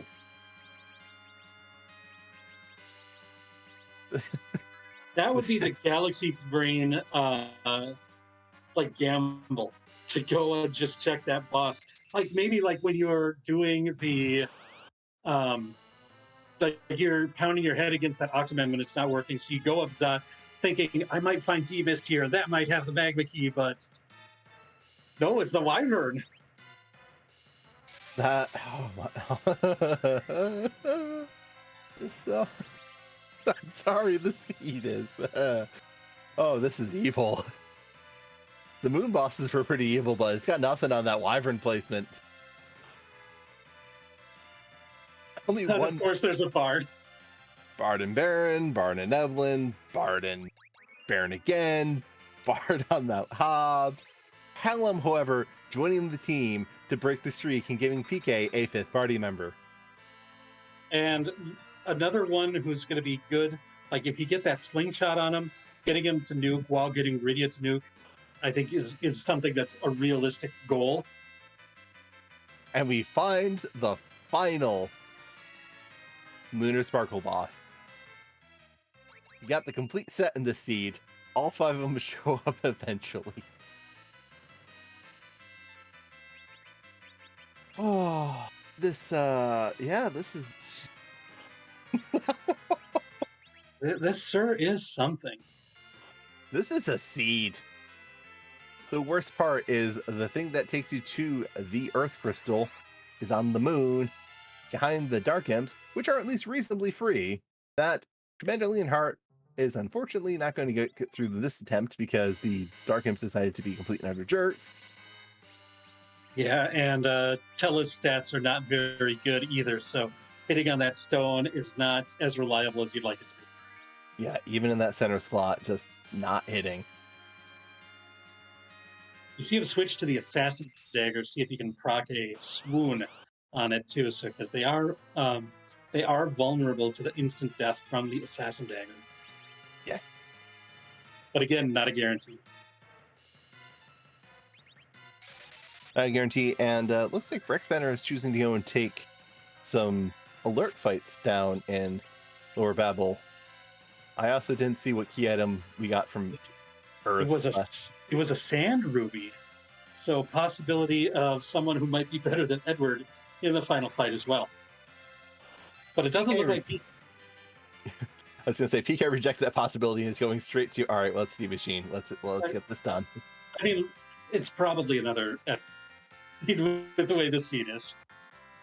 I mean, even if it was,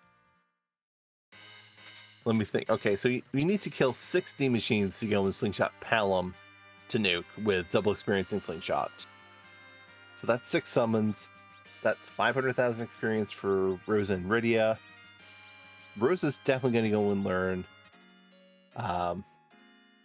White off of 900 because PK's gotten the Murasame altar, or excuse me, the Masamune altar, and the PK might not go and be at 400,000 experience on Rosa, but I'm pretty sure at level 42, Rosa's the 6 summons would be enough to get Rosa up to white. It is still pretty questionable for Rydia.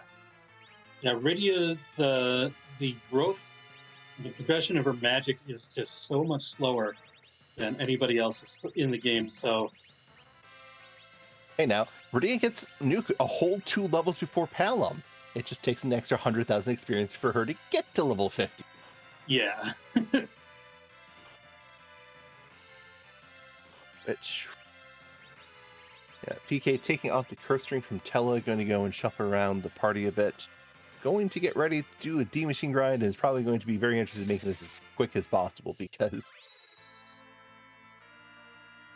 who checks Mega Sisters 1 on the seed before going to the moon? That is a big question.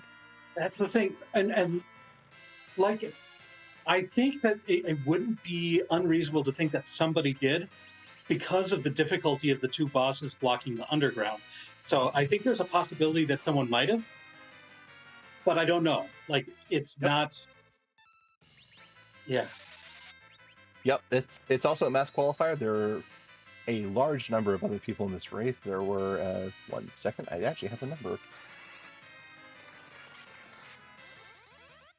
There were 40 some, at least 40, and I think 50 or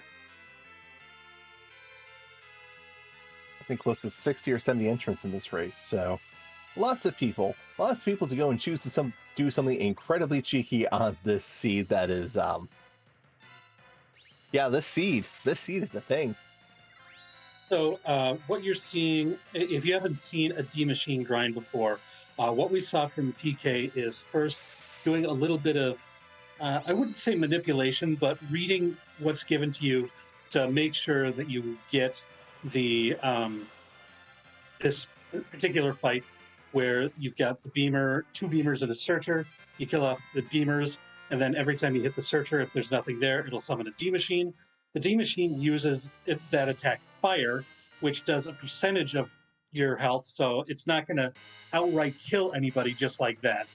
And then it's susceptible to weak, and if you put Tella in the middle, that gives him enough accuracy from his spells to make sure that weak hits, puts him in the single digit, and then any of your team members can go ahead and defeat him after that.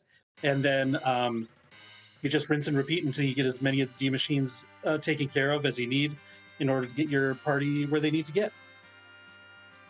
Yep, it is it's used in the No 64 speedrun to go and get the final levels you need for your 1 remaining party member and Kane. It is usually 1 party member and Kane go into the Zemus fight with levels, and you go from there. You see there Rydia casting Ice 1 on the Searcher. Basically, you don't want to kill the Searcher, so you want to use something that's going to hit it, but it's going to do minimum damage, like a level 1 elemental spell. That Ice there just doing 1 damage, so that Searcher is going to stay alive throughout as long as you need it to. Yeah, you definitely don't want to risk killing that Searcher, because if you kill that before you're really done with your grind, you are in for a bit of unfortunate. Oh, and PK being clever, going in, queuing up double virus with Rydia to kill the D machine and get it resummoned right away, going and just cutting down the number of turns required, while Rosa can go and throw potions on Tella. Question in the chat of what were the bosses on the hook route. There was Plague in the first spot and Rubicant, Vanilla Rubicant, in the second spot. And that was very painful because the Magma Key was in Baron Inn behind Mom Bomb into Octomam. Not the worst sounding boss, except for the fact that the team was Rydia, Tella, and Edward at the time. Yeah.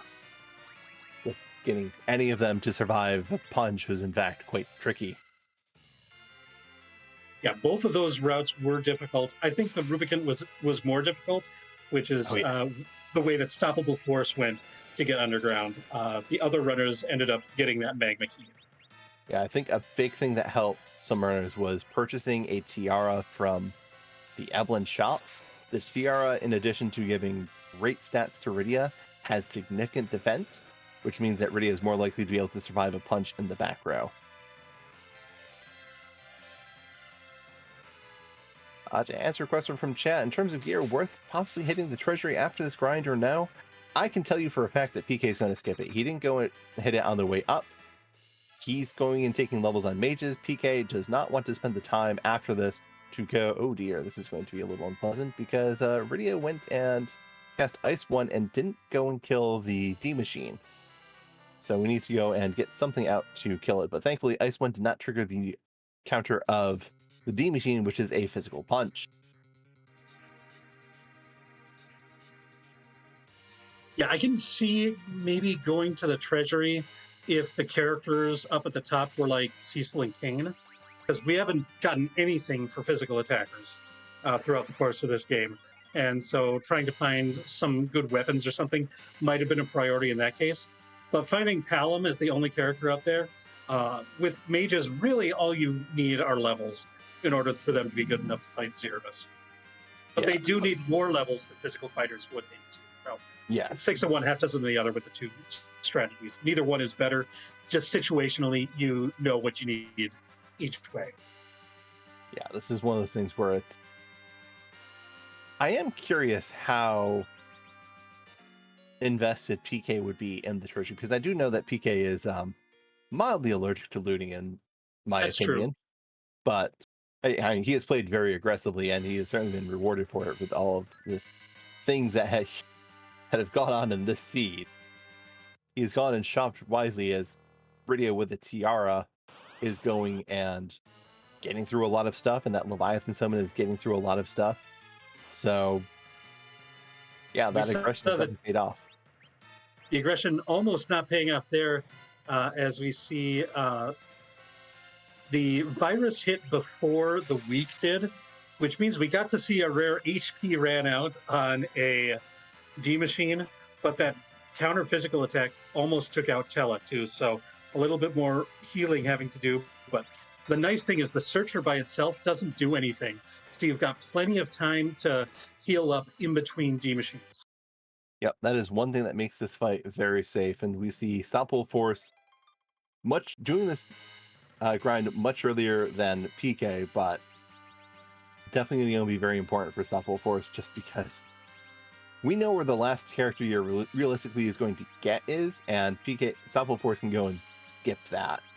Sample Force can just simply go and find that Wyvern and leave, because Sample Force is going to have probably no interest in actually taking any other characters. You're going to get Nuke and White on Rosa and start clearing the seed. Yeah, basically what Stoppable Force is saying is, I'm ready to fight Zemus after this grind. So the Stoppable Force is going to need to go and find some more objectives, because right, has not gone and hit the Baron Key, but does have Cave Bahamut open to them. Well, open to him. As we see the weak hit the Searcher itself, that means that PK is done with this fight. Revive everybody up to make sure they get the experience, and then just needs to do, if he could do at least 10 damage, the Searcher will fall. Yep. 700,000 experience. That is definitely getting White and Nuke on Rosa and Rydia, and it is very guaranteed getting Weak and Nuke on the Kid. 48 levels. Let's see the entire Kid spell list.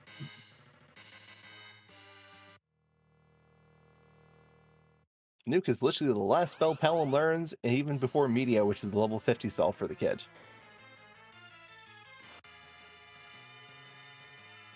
Hourglass 3.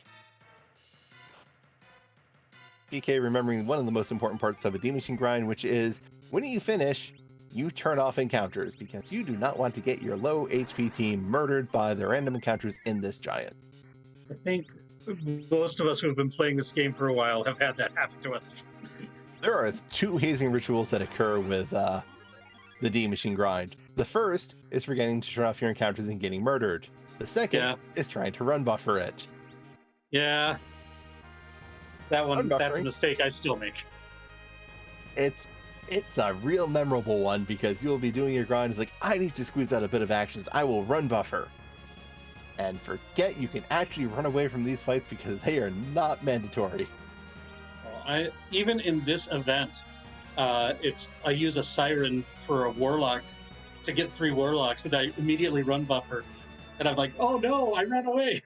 You went Resets. ZZ3 for that. That was definitely a ZZ3 play because you had can't run on there. Yeah. But something you can't run from, will go and come all the same, is the final fight of this race, as PK is charging into there with his pass in hand, going to this Zemus fight with this freshly minted high-tier mage team. Yeah, and so we've got a question that we need to ask. You want to ask that tonight, Baka? I think I shall. This is the final fight of the game. It is the only fight in the game that is not moved around or randomized because it would be a little rude to take this boss out of his location. It's nice and comfy in the lunar core, and let's be honest, he's a little too horrifying to let out. He is going to be even worse than some of the bosses we've seen in this seed so far. But we can't just leave Zemus alone. He is, of course, this is a randomizer, and we can't just leave that plain vanilla boss fight. Well, maybe we'll leave the script alone, but the looks deserve a makeover. So we ask our chat, one simple question, and that is, whose butt are we going to kick tonight? Absolutely, because it is butt time and PK enters the battle. Once the crystal is used, we will see the butt. And let's hope it is not something completely and utterly horrifying like I've seen multiple times on commentary. Dr. Plagle saying Bardmas. There is a very fitting sprite that would be for the seed that I think everyone in this race would be more than happy to beat up on. But let's see if it's that.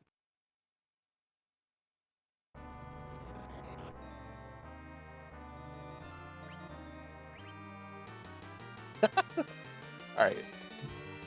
Toadmas is pretty good. Or Lunar Frogamus. Based on the strategy used against the D-Lunars to turn them into frogs. Yeah, fun fact, you can actually go and reflect breath. And the D-Lunars, they don't resist the status effects when you go and cast breath on them. What you're going to see in this fight is a lot of reflected spells. Yes, one thing about Zemus is that Zemus kind of cheats on the HP part, where in most any other fight, HP caps out at 61,000 for enemies. That's just kind of the maximum the SNES can really support. If you go too many more digits and you hit the integer limit, so kind of hard to give a boss more than 61,000 HP. But Zemus they want to go all out for, so they decided that, yeah, he's going to be a bit special. We're going to go and make it so that after you do 45,000 HP, the next time you hit him, he's going to trigger a counterattack that refills his HP. But wall and reflected spells bypass counterattack, so you can go and you can dump in 45,000 HP just up to that threshold, and then stop and do some reflected spells, do that last bit of damage with those, and skip that whole HP refill in about half of Zemus' HP. And with 3 casters of Nuke and White, it makes that fight go pretty smoothly most of the time. And if you could get a bonus Ice 3 in from Tella, that's just gravy. 1596 might be the most damage that Tella has done on PK's side, but it pales in comparison to Stoppable Force's Tella. Yeah, Stoppable Force's Tella has done a lot more damage. Maybe in that one attack than PK's Tella's done the entire seed. That almost 8,000 damage Ice 3, that is a big moment for Stoppable Force. And yeah, Stoppable Force is choosing to go and take the karate fight in the Giant. I'm going to assume that Stoppable Force wants to go and get some experience on this team and did some D-Machines but ran out of gas and is trying to go and just get more experience on the team, while Commander Leonhardt has come back from the moon, did defeat that evil wall, and did manage to defeat it with the Eddie strats that I mentioned, so good on Commander Leonhardt for going and recognizing that out and getting it and exploiting it. Was only rewarded with an Artemis bow for it, but is on the path to the Earth Crystal that will almost certainly lead Commander Leonhardt to the Wyvern at Magus 1. Meanwhile, it looks like Rex Banner has finished up in Cape Bahamut, and is moving on to do some moon shopping and getting ready for the moon, while PK has finished this race and is up as our 5th overall finisher of this race. GG's to PK. That puts him in the top 6, which will be part of the Z-score calculation. We will see if they want to join us in chat momentarily, and it looks like they have. GG's, PK. Thank you. What a roller coaster of emotion that was. First question, Wyvern, how'd you feel about that? It felt these seeds. It felt like when there weren't duns coming in earlier, that like the early D machine play wasn't gonna work. Like wasn't really getting anybody that far along. I almost, when I got awarded that Dragoon helm from music, I almost just cheekily went up there, but there were so many boss checks that I hadn't made at that point that I couldn't really justify it. Yeah, that's entirely fair. That I can't even say is the dumbest part of the seed. How did you feel about the number of bards we got? It was a family band, and they're more than welcome to tour the countryside for the rest of the tournament if they want. That Baron key reward of just another Eddie just had me laughing while I was trying to focus on what I was gonna do next. I won't spoil it. Have you seen where the Legend Sword is? I haven't. Well, I mean, I can say it'll show up in the spoiler log at some point coming up here when I remember to press A and move past this "I will not perish" scene. But needless to say, I had access to it with the key items already in hand, and it would have been a lot faster than doing Baron into Zot. Granted, the Palom was nice to get, but at that point, I actually had to grind more to get Palom to nuke than I would have needed to just taking, like a couple doors and getting Rosa and Rydia up to nuke and white. Yeah, but Palom did go and help you have a very smooth Zeromus fight. I saw you starting at look to mention the other commentators, and bam, you were done. That was probably the fastest fight you really realistically had all seed with the team you had for most of it. I know, it was such a weird mental state when you have that D machine grind available so early. And then I kind of loved the bosses that were on the moon because they were either like, I don't think I would have beaten them with 700,000 more experience, or they were just basically entirely free with what I already had. That evil wall, I don't know if you get through that evil wall with nuke and white. Like battle speed 6, you're cutting it real close, and then that Valvalis, that's just a bad fight too. Bandad Leonhardt got through that evil wall on the back of Eddie. Eddie? Because Eddie could hide and the rest of the team could die, and Evil Wall was punching real hard, and he punched himself to death. Oh, I forgot about that. I was so ready to leave that moon. I can't blame you. Yeah, at some point, it really comes down to, is this, just because I might be able to get through some of these, is it worth the time? I collected a couple key items, and I decided I'm gonna, if I'm gonna have to come back to either of those fights, I'll just grind before I do it. Unfortunately, yeah, something paid off eventually. That seed was paying you out in very interesting ways, and by paying you out, I mean just tease you along for the longest time. Before Octomam shelled out with that magma key, how were you feeling going into that hook route of Rydia, Tella, Edward? Oh, I was not. I was trying to run through that fight in my head. Particularly with 3 people, because Rubicant, Vanilla Ruby, even if I have ice arrows and I'm getting Leviathan cast off, I'm gonna lose a character basically every other action I get to take. So that was, I definitely shouted for joy when Magma Key finally reared its head. It was definitely a big moment. You were the first one underground because Octoman proved to be very rude. I didn't catch the exact details, but did you purchase a tiara in Evelyn, or did you find one somewhere else? Open loot run just because I assumed I was going to find a Leviathan for sale in Eblin. I went into the Watery Pass and I picked up that tiara, the Sork robe, and the rune ring. Which was it was like, okay, well this is a pretty well set. It's not great. It's not money because I'm keeping these things. These things belong to me. But it was definitely a savior, and yeah, that I was very very close to losing that fight, if I recall. It was a roadblock for a lot of people. One runner on Restream did go through the hook route successfully. They did not go in. That they bounced off Octomam to go and take extra boxes and went through the hook route, and they were successful with it. Well, that is, I'm very proud for them, and I also feel terrible for them at the same time. It was a magnificent fight. I recommend rewatching, if only just for that I'm glory. definitely throwing this back up later on. I'm sort of thrilled to see what and how everybody else decided to get themselves roadblocked, because it was only a matter of time with this seed before you just roadblocked yourself and had to just really hope that something you got already was going to pay out. Yeah. The seed was definitely not kind to you. Rex, do you have any questions for PK?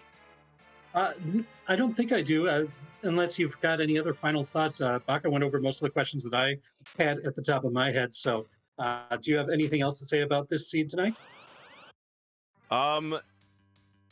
You know, D Machine fight definitely took some weird sideways turns, but you know, once I had go mode and I didn't really, it was right when I was in the middle of that D Machine grind that the first dunk came in. So I was just like, okay, I've lost track of how many I'm gonna do. I'm just gonna do a bunch. I'm gonna take my time, but just, you know, thanks to both of you, Baka and Rex. Thank you to Esco on the restream and Motas on the tracking, and everyone who's been putting this fine tournament together. Thank you, PK, as well, for being one of our restream partners. We wouldn't have a show without you. And yes, again, thank you to Escorian for being our restreamer, and Loremaster Motas for going and being our tracker tonight. We wouldn't be able to put a show on, and we are all richer for this show because we just saw that PK had the Legend Sword and access through that Luca key as well. So the moon absolutely required for the seed, and you were most likely doing it with 4 characters. And Commander Leonhardt has just defeated that Wyvern. But I don't believe he has done the Gate Bahamut. So we'll have to return to the moon to defeat those cards. Yeah, and it's probably going to be going back into the whale for nothing else, and to probably slingshot this Alum who's here.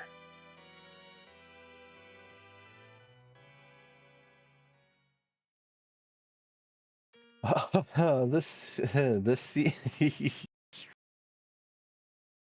we have had a lot of nice seeds for, you know, what some people have nicknamed ZZ3 Evolve, where you get a Tela, you get your crystal early, then you're just in go mode, so you do a D-Machine grind to take on Zeromus. This was not that seed. This was the seed that said, hi, I would like to remind you that C maybe is painful and may in fact actually hate you, because just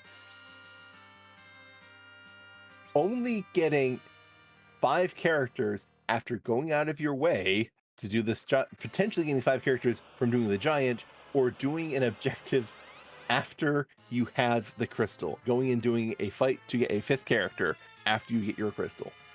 Speaking of the giant, Stubble Force now in a vanilla CPU fight to get through the giant here. And so maybe seeing another character, or we might be seeing yet another bard. We'll see. Could still see extra Iridias or Roses too. That's a chance. But Edward is definitely the most hilarious. Yeah. Meanwhile, Rex Banner is going and getting through the Dark Imps on the moon. That is going to go and open up the pass and the Baron Key, which can lead to the Earth Crystal, which will send you directly to the tower to find Wyvern at Magus 1 and determine how many harsh words you have for this. Commander Leonhardt now through the Tower of Zot, and so we'll get Rosa that exit spell. So there's one thing we want, it's more ways to get out of this situation. Yes.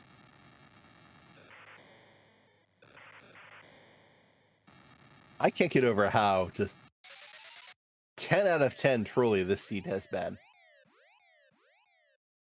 Yeah, it's weird. Like, if the characters were different, it would have been a totally different seed. If that Leviathan wasn't there, it would have been a totally different seed. And both of them in different ways. Like, the loot change and the C maybe were really what defined this seed. I'm sorry, this is hilarious to me. So if you want to go and get a non-D machine grind option on the table, you either have to kill Golbez at Luca, or Golbez at Masamune for a Luca key, or you have to clear the giant to get edge so you can steal sirens.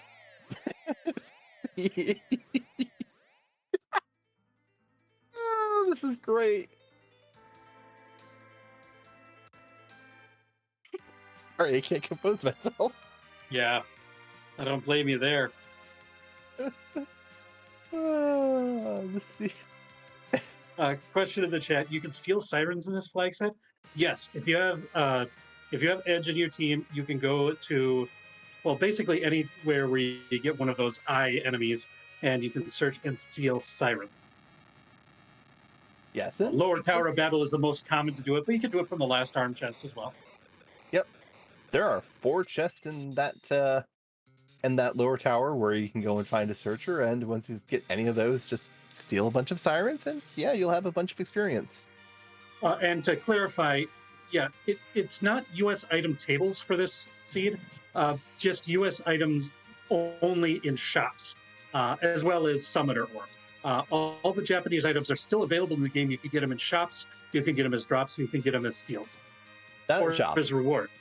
Not shops. Yes. Drops, steals, and chests. Chests is what I meant to say instead of shop. Yep. Yeah, that is one of the, I believe with last year's Zemus Zone 3, we Boardface added in the option to add in the J Steel tables. So, and since earlier options integrated the availability of J items, so you can put J items out of shops, takes J items out of chests, take them out of both, and then we have the steel tables as well. So there are numerous different options for J items, but you will need to go and have specific characters like that Edge, who is gated character, will only show up in gated character spots, and needs to go and not be superseded by another character named Edward. Because fun fact, Edge's first name is in fact Edward. Yeah, one of those weird things. It probably in the translation over from English, since in Japan Edward was Gilbert, as someone named MTI, if he's in the chat, will let us know. Yep, all sorts of fun translation things, but we are finding all sorts of fun here with this seed, thanks to the complete and utter crash we had for early game, where granted, you don't have any single character overworld at 4-digit HP, but usually after a few fights, you got a combined total of HP more than a few hundred, which this team struggled to get.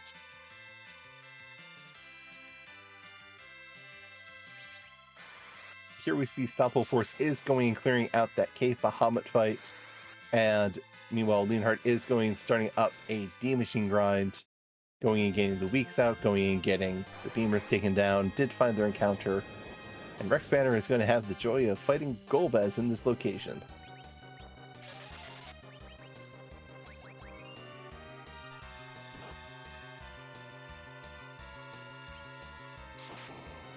So when Stoppable Force finishes this fight, That's going to be his third objective.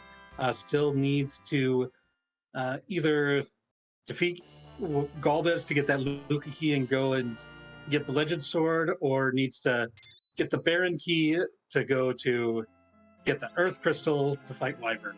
Or you could just go to Zot right now, I suppose. But I don't think that's really in the cards for Stoppable Force right now. That is one of those things that is a true Galaxy Brain play to go and get that. Just, oh. But at least Stoppable Force does have a level 51 Rydia, so going to be able to run over a lot more of the seed a lot faster than some of the other runners.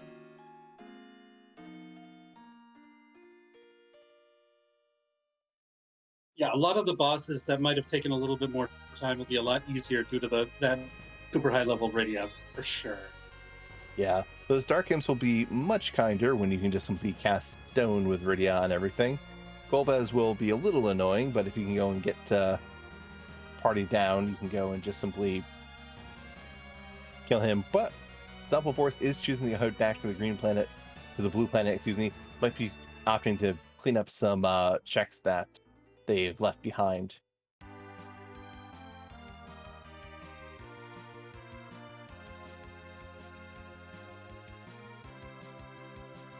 Ooh, Commander Leonhardt might have gotten the wrong battle there, because that is a horseman that got summoned, not a D-Machine.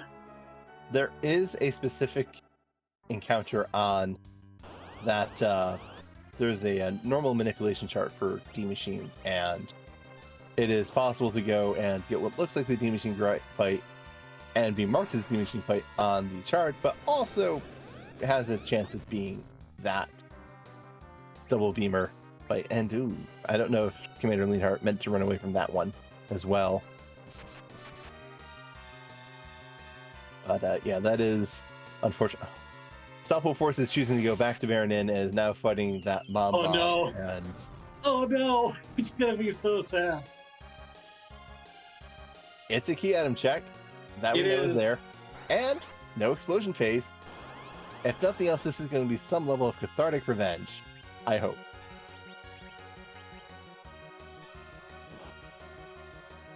Because we are going to turn on the microwave and see what happens when we throw calamari in there.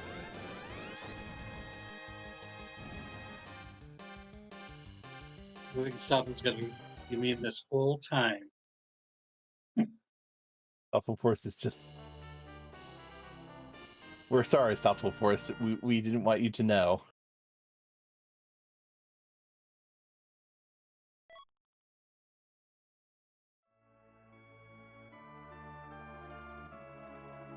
And yeah. You also get a bard. At least he can leave with a song in his heart.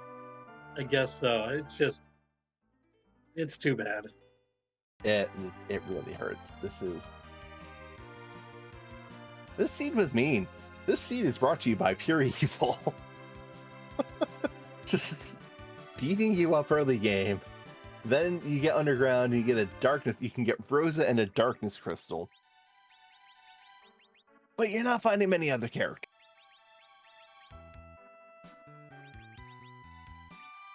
Like Rex Banner wants to take a look at this gated shop here. Samurai arrows are a very good arrow to find in a shop. So if you're going to be relying on archery, that's going to be... Because I think you can only get arty arrows in Cokel's shop or in as like drops, right? Arty arrows in the newest version of the randomizer cannot be purchased from Cokel's shop because they are tier 7. Dragon killing equipment has been made very rare because it is very powerful for a lot of grinds. So you will only get those from potentially the Toria Treasury, Trap Chests, or other high tier locations. The Arty Bow, however, is tier 6 to give more agility manipulation options. So yeah, nice to find those samurai arrows then. Yes, they're going to be the best arrows you can buy in the shop. Like generically best. The ones like mute and charm arrows have better uses against certain enemies, of course, if they're hitting especially the enemy typing weakness, which is 4 times, is always going to be superior. But just in general, the Samurai's got the highest attack power. Yes. That's right. You can also steal Artemis arrows from carries because they are a common drop from carries. Just pop over some moon chest and find some warlock carries there.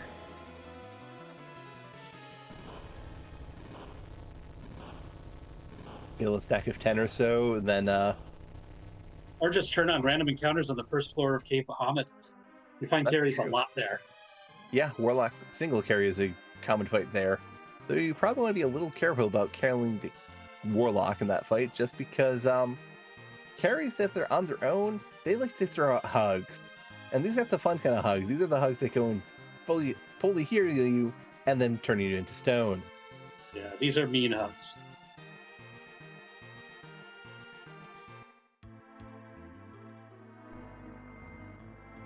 Yeah, we're Rex Banner does seem to be going and closing in on the final objective. Going to go and be getting that Earth Crystal soon, while Commander Leonhardt is going and pulling out D-Machine Grind and just getting ready to finish this seed. While Sample Force is no longer getting stymied by the seed itself, but is going to be doing a bit of catch up, and not the seed has just been real mean to Sample Force. Yeah, I mean, getting through that Rubicant was amazing, without a doubt. But it took so much time that there was just so much catch up to do after that. Like, I don't blame him for going and doing that that D-Machine grind a little bit earlier than we saw, especially with PK, because when you're that far behind, one way that you can do to catch it is do that grind earlier, and then every fight after that becomes that much easier. Agree. That's one of the things that people frequently dislike about early talent starts out. Well, I'm just going to get Darkness Crystal. I'm just going to go and do a D-Machine grind. I'm going to be overpowered and just run through the seed, not to go and take any interesting fights. You had a lot of interesting fights this seed.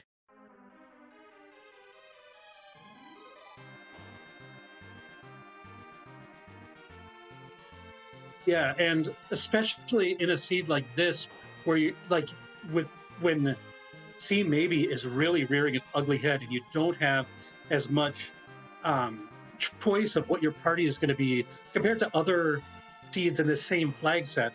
It's like, because oftentimes you want to wait until you get the party you actually want before you commit to a grind. This seed is not giving you what you want, so taking an early grind is actually a pretty good strategy. But you know, the fact that you lost so much time with that Rubicant fight just makes it a little bit bittersweet. Yeah, that is it's real hard, especially since you don't even get 4 characters, or 5 characters, so you can't slingshot anyone, which is the big advantage of a D-Machine grind. The 5th character showed up for 2 runners in Zod. For another runner, it showed up in the Giant of Babel. That's not even required. Right. Well, Rexman are going to go and do a little bit of wyvern hunting at the bottom of the Baron Castle, which is a boss that we haven't seen yet, but we know it's not going to be what Rex Banner needs to do in order to complete this. Yes, it's a good play from Rex because it's being thorough. It's not going to go and leaving a wyvern out there, but it is not going to be a lunar sparkle. It's its element. Cute.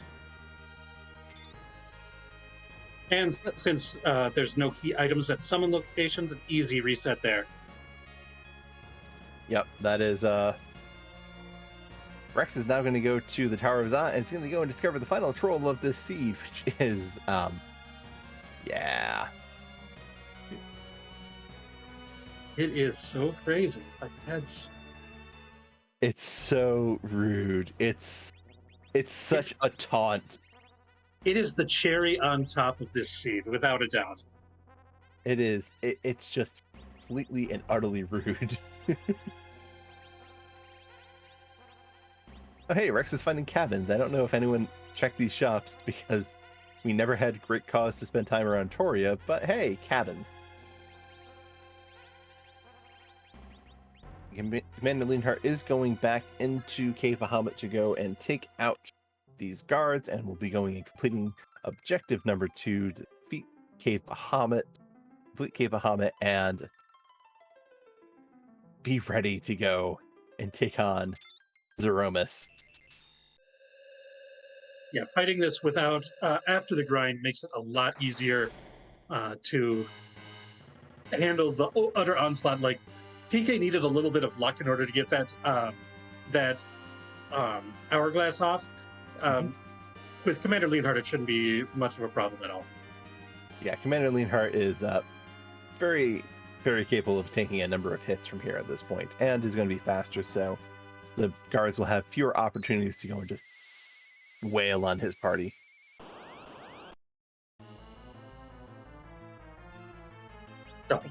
This is going to get the bad news of this Valvolus here. Doppelforce does have edge and has a second way of going and bypassing Valve with throw, but I wouldn't blame anyone for going and abandoning this fight. Yeah, and I believe Doppelforce has into dart as well. So if you're going to use it, this might be the time. Yep, this is the spot for it. Rex is thinking, did I win or lose the 50-50? And he's going and telling himself, I don't know if I won or lost the 50-50.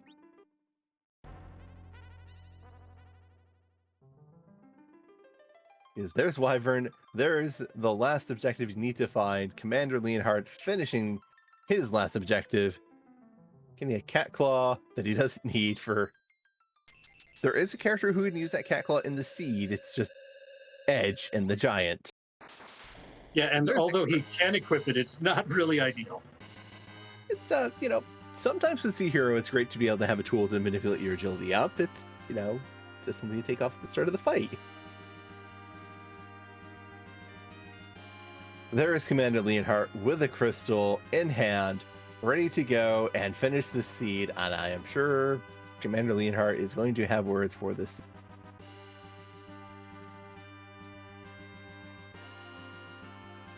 Meanwhile, Rex has defeated Wyvern and has the opportunity to go and choose to continue on, and choosing to continue on. Who's the character here? Okay.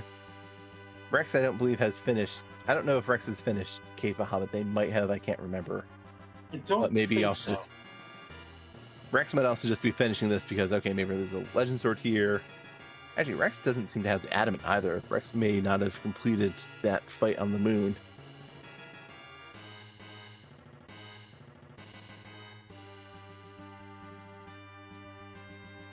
And there's that bard. So many bards.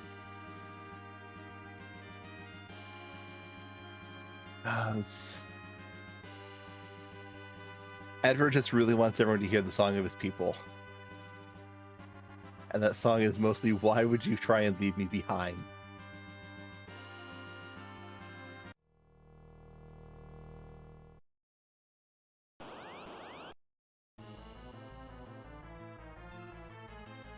I just appreciate the extra rudeness of, hey, yeah, by the way, here is the final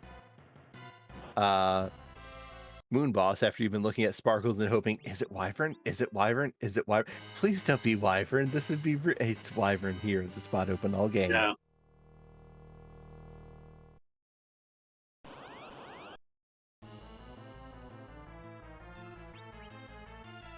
Stopple Force is going and discovering that evil wall on the moon and is looks to be gearing up to go and do hide strategies with Edward, or at least is hiding Edward.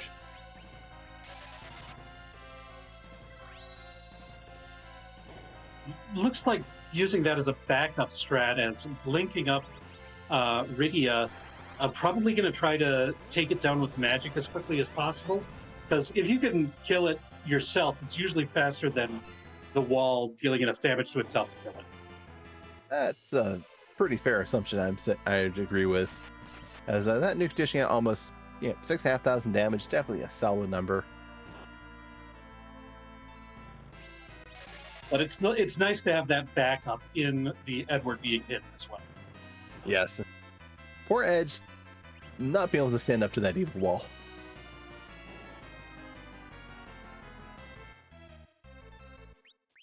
Rosa also struggling to stand up to it as well.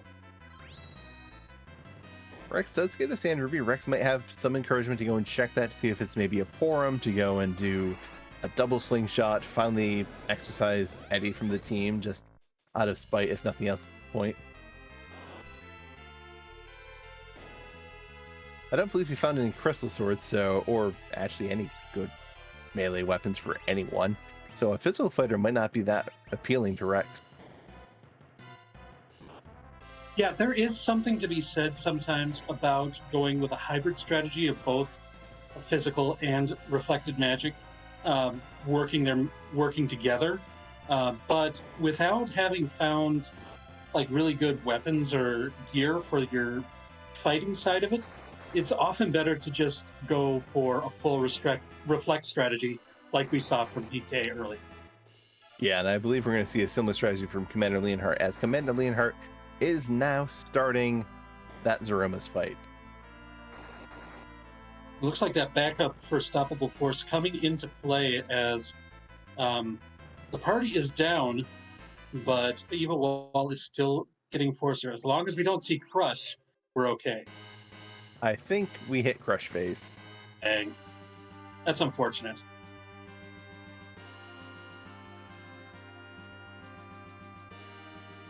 And discretion is the better part of valor here for Stoppable Force.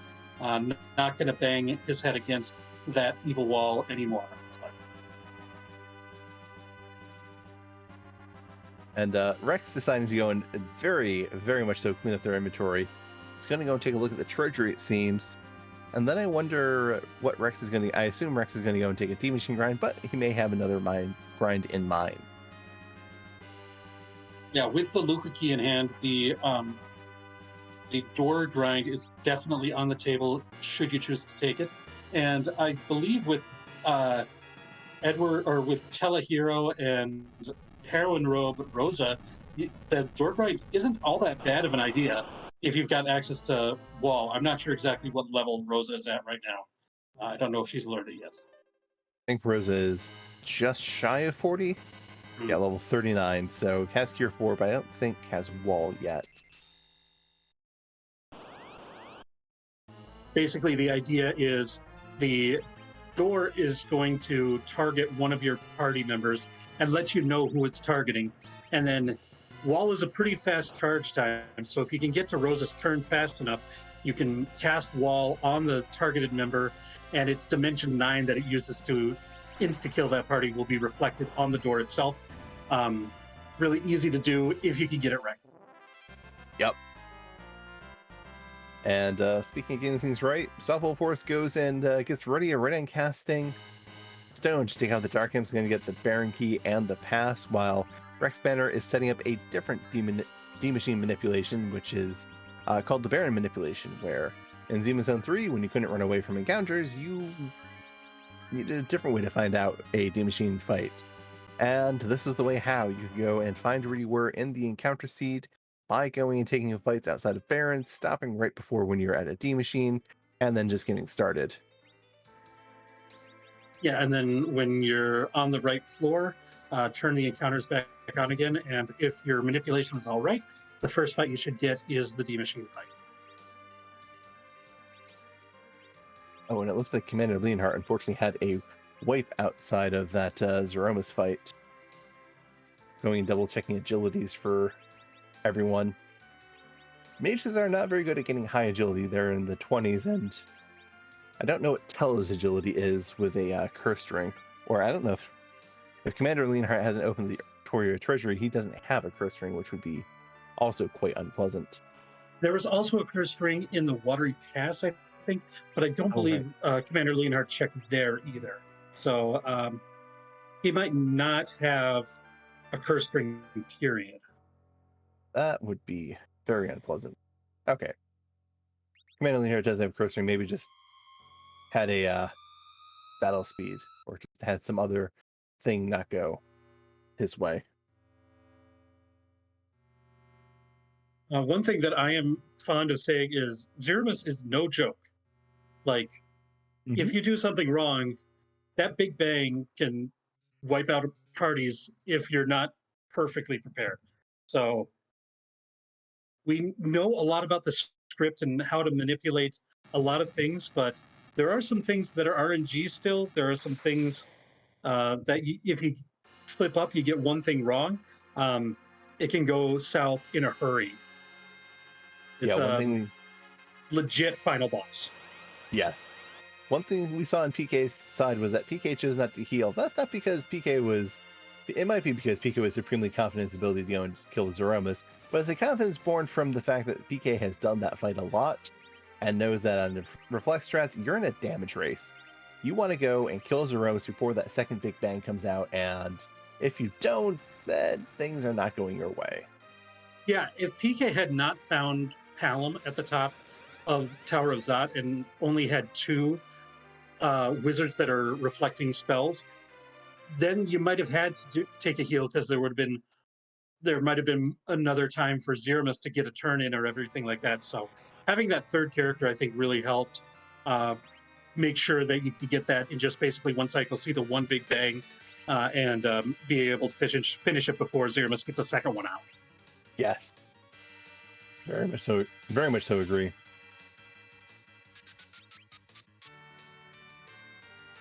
So here's take 2 for Commander Leonhardt, busting out that slow.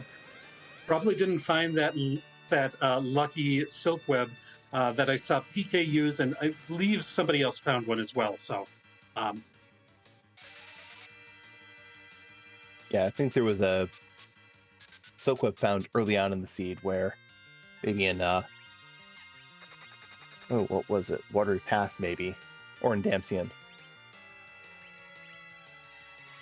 But we are going to go and having some slight interruptions on my stream. But yeah, we see Stoppable Force going into Baron. That is going to lead Stoppable Force to that Wyvern. And Stoppable Force did go and grind. So Stoppable Force, once he finishes Baron Castle into Zot 1, he has a good reason to just say, all right, I'm out. I got experience. I'm going to go and just do reflex strats and see how I can go with the rest of this. While Rex is doing his D-Machine grind, he is going to be able to go and get a bunch of experience, but now it's a race between Rex and Stoppable for their placement, as Stoppable has to do a number of easy fights and go through some cutscenes, while Rex has to go and do this long grind fight, and will have an extra nuke caster at the end of it, but D-Machine is not always incredibly fast. Meanwhile, we see that Commander Leonhardt did go and heal up and has got Eddie going and attacking, so maybe just simply going for a full hybrid strat.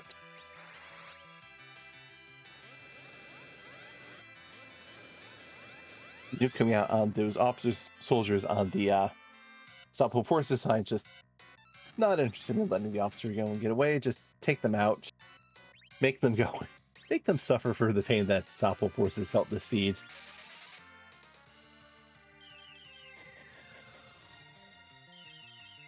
But we do have a hidden Edward, so Edward is not berserked. We're probably going to go and see just full reflex strats, while Edward is left as a safety valve for this fight.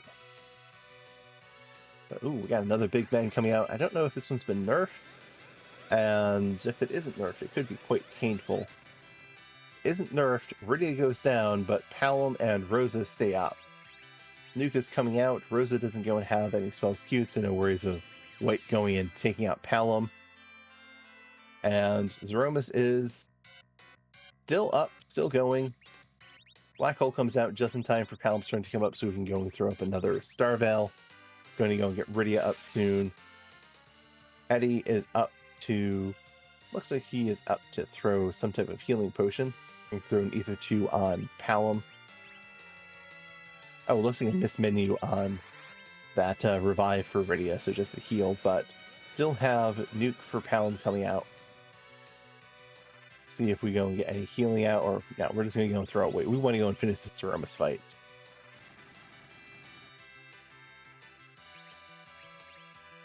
And almost 7,000 damage from Palom there. We see a shake. Life coming out on Zeromus, but Nuke coming out from Palom. Probably going to go and hit before this, and we'll see how this goes and finishes. Is this what going to take it out? We're going to get a nuke from Palom.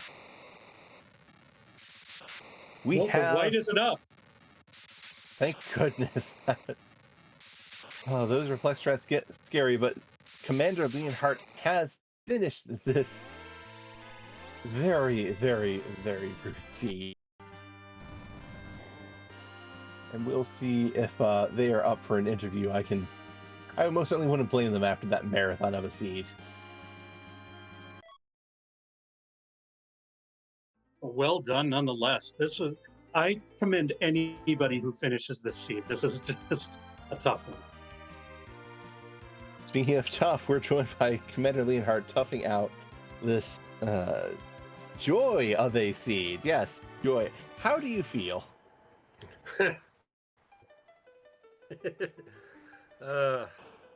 sound like me when I found Wyvern.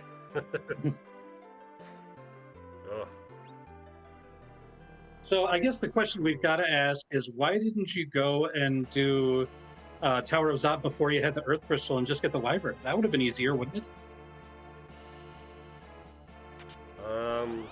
Because I didn't have a spoiler log. Oh, fair enough. Spoiler logs? Have I been doing this wrong the whole time? Alas, you are not the only person who went to Zot with an Earth Crystal to discover. The Earth Crystal was the superfluous part of that objective. Although the Palom was pretty nice, I think. Yeah. I didn't see the Witchburn just because, I went there after clearing out the moon. Did anyone see the Witchburn? What was it? It was Bluster, which missed. I believe it missed everyone. Oh, right, I did see it. He did. He that's right. He locked down Tella for me just before he died. Yeah, that's right.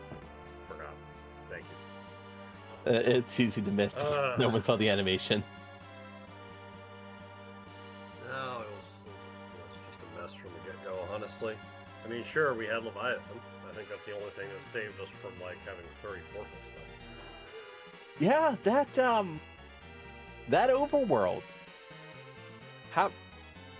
What was your least favorite part of the overworld? Was it the characters, the bosses, or the equipment you had to go with it? Oh, that is a good question. I'd say the bosses. I think that having that bomb explode drop two of my characters on the first pass through, and okay, I guess I'm coming back with more HP, and having to put Baron off for so long, and only going there as a please don't make me do a hook route. Please don't. Oh, good, you didn't make me do a hook route. But dang. Yeah. Specifically the Baron and bosses. I don't remember Ordeals being too pesky. Ordeals, I think, was King Queen Eblin into Dr. Luge into Vanilla DKC. Who Cecil. Yep. Yeah. Ordeals was fine.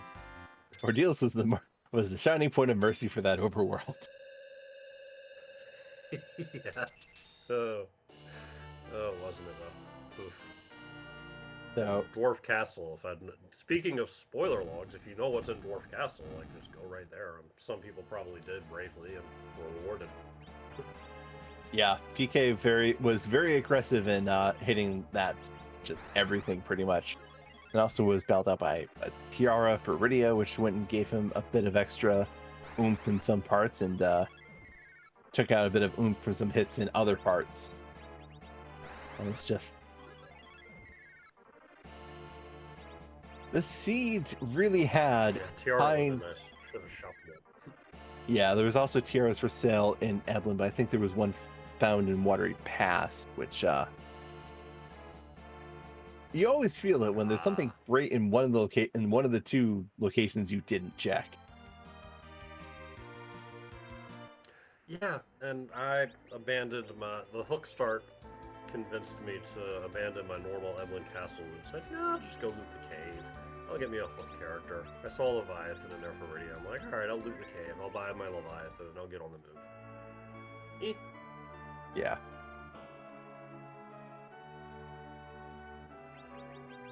Well, did you have... And yeah, just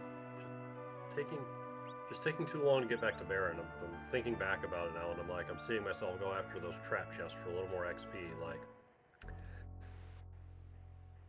wasn't familiar enough with how Mom Bomb worked. I'm used to Explode being a hit point thing, but I realized when Edward took 2 damage with a Protect Ring on that, oh, it's a physical attack.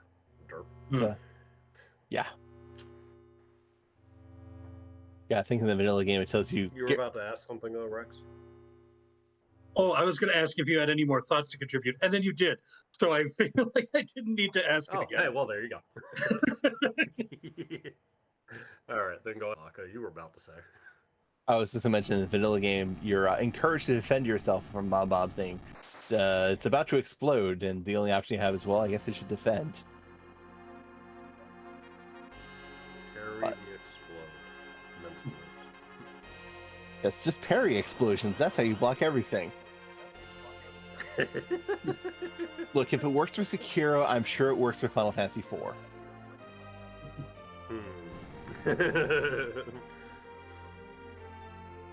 Well, do you have any other final thoughts for this joy of a seed?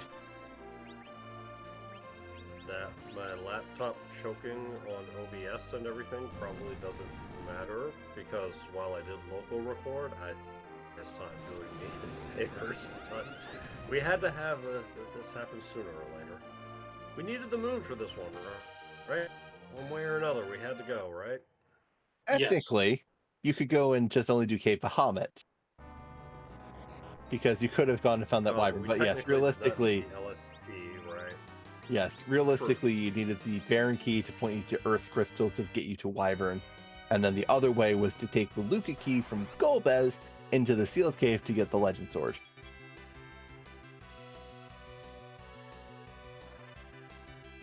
That would have been some galaxy brain. Oh, I've got a Luca Key. I think it's time to leave. But no, I wasn't leaving without. And then, without a 5th character, you go to Baron. Yes. Yeah. Because, I'm looking at... Because, like, I'm holding Tella in darkness, and I'm like, why am I demoning? No. Even if I level these people up, I'm not beating a Z with this party. Rosa shows up, and I'm like, maybe not quite, but I think I'm going to slingshot my 5th. And sure enough, I finally got a Palom and went on my way. You know what's great? You found 5 Edwards before you found your 5th party member. You know? Edward and Baron Inn, Edward and Baron Castle, Edward on Mount Hobbs, Edward on the Hook Route,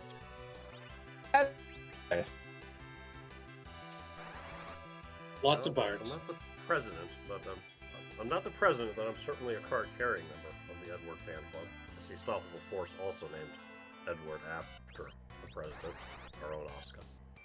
Oddly enough, Stoppable Force was probably the only person who went and got 5 characters before finding 5 Edwards, as Stoppable Force did the giant and found Edge there. I would blame anyone for doing that if it weren't for this seed. Stoppable Force also beat Rubicant and went the hook route instead of the magma keys, so yeah. Oh jeez. I tip my cap to you, Stoppable Force. Yeah, absolutely. It was quite a fight. If you go back and watch it, it's quite a fight. Yeah, Stoppable Force definitely goes and gets the MVP of hard fights. Yeah. Wow. Dang. Baka, Rex, another reason I'm going to go back and listen to this is that I'm sure you two were fabulous on comms. Thank you for that. Eltos, good job with the tracking. We gave you a lot to light up. Scorian, thanks for the restream. Everyone in chat, thanks for being here. Giving us someone to show this to. Why was it a show? It really was.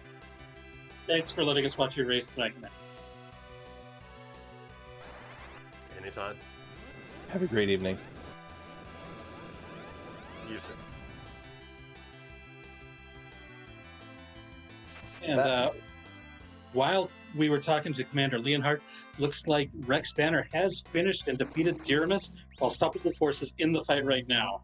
We'll see if Rex Banner wants to give us a chat as well. Yeah, that is. Oh, this was a seed. And it seems like we are joined by Rex Banner. Congratulations, Rex! You have finished that seed. Good evening, folks. That was an interesting seed. So a question I posed to Commander Leonhardt, I'll go and pose to you. What was your least favorite part of the overworld? The characters, the bosses, or the equipment? Octomam. I have some words for Octomam. Yeah, that's fair. That's real fair. I don't think you're alone in that, by the way. That going down and, like, getting annoyed that Octomam kept picking off Rydia before I could get rid of her. So, like, well, we'll go head down the hook route. It can't be that bad. Oh, I was wrong. Look, it couldn't be that bad. Stoffel Force went through it eventually after you got underground. But yeah, no, that seed. That seed really liked to go and just bully you. How have your feelings on Edward changed at all since he decided to go and say, "Do you like me? Do you like me? Do you like me?" Still not my favorite character, but he has his uses. Like, he did get rid of a wall for me, which was nice. Had Star Veils been something I could purchase, I would have done Edward strats just out of spite.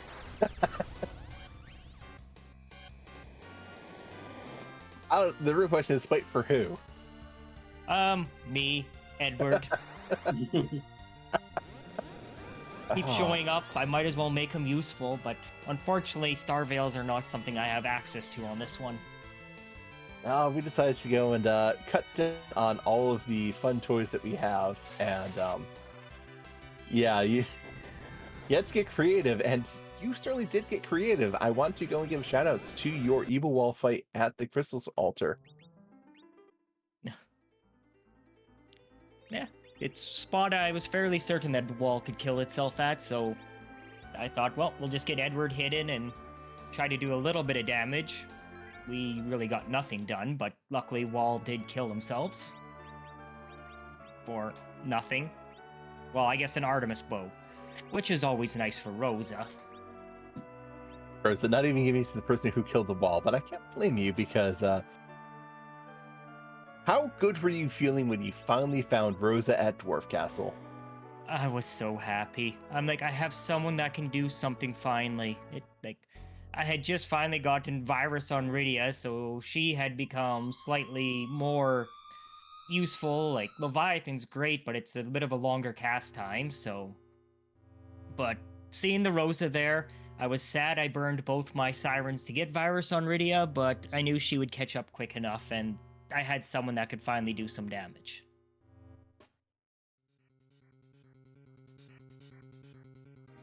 Yeah, that certainly makes sense. The seed, it really went and pushed everyone in a lot of ways.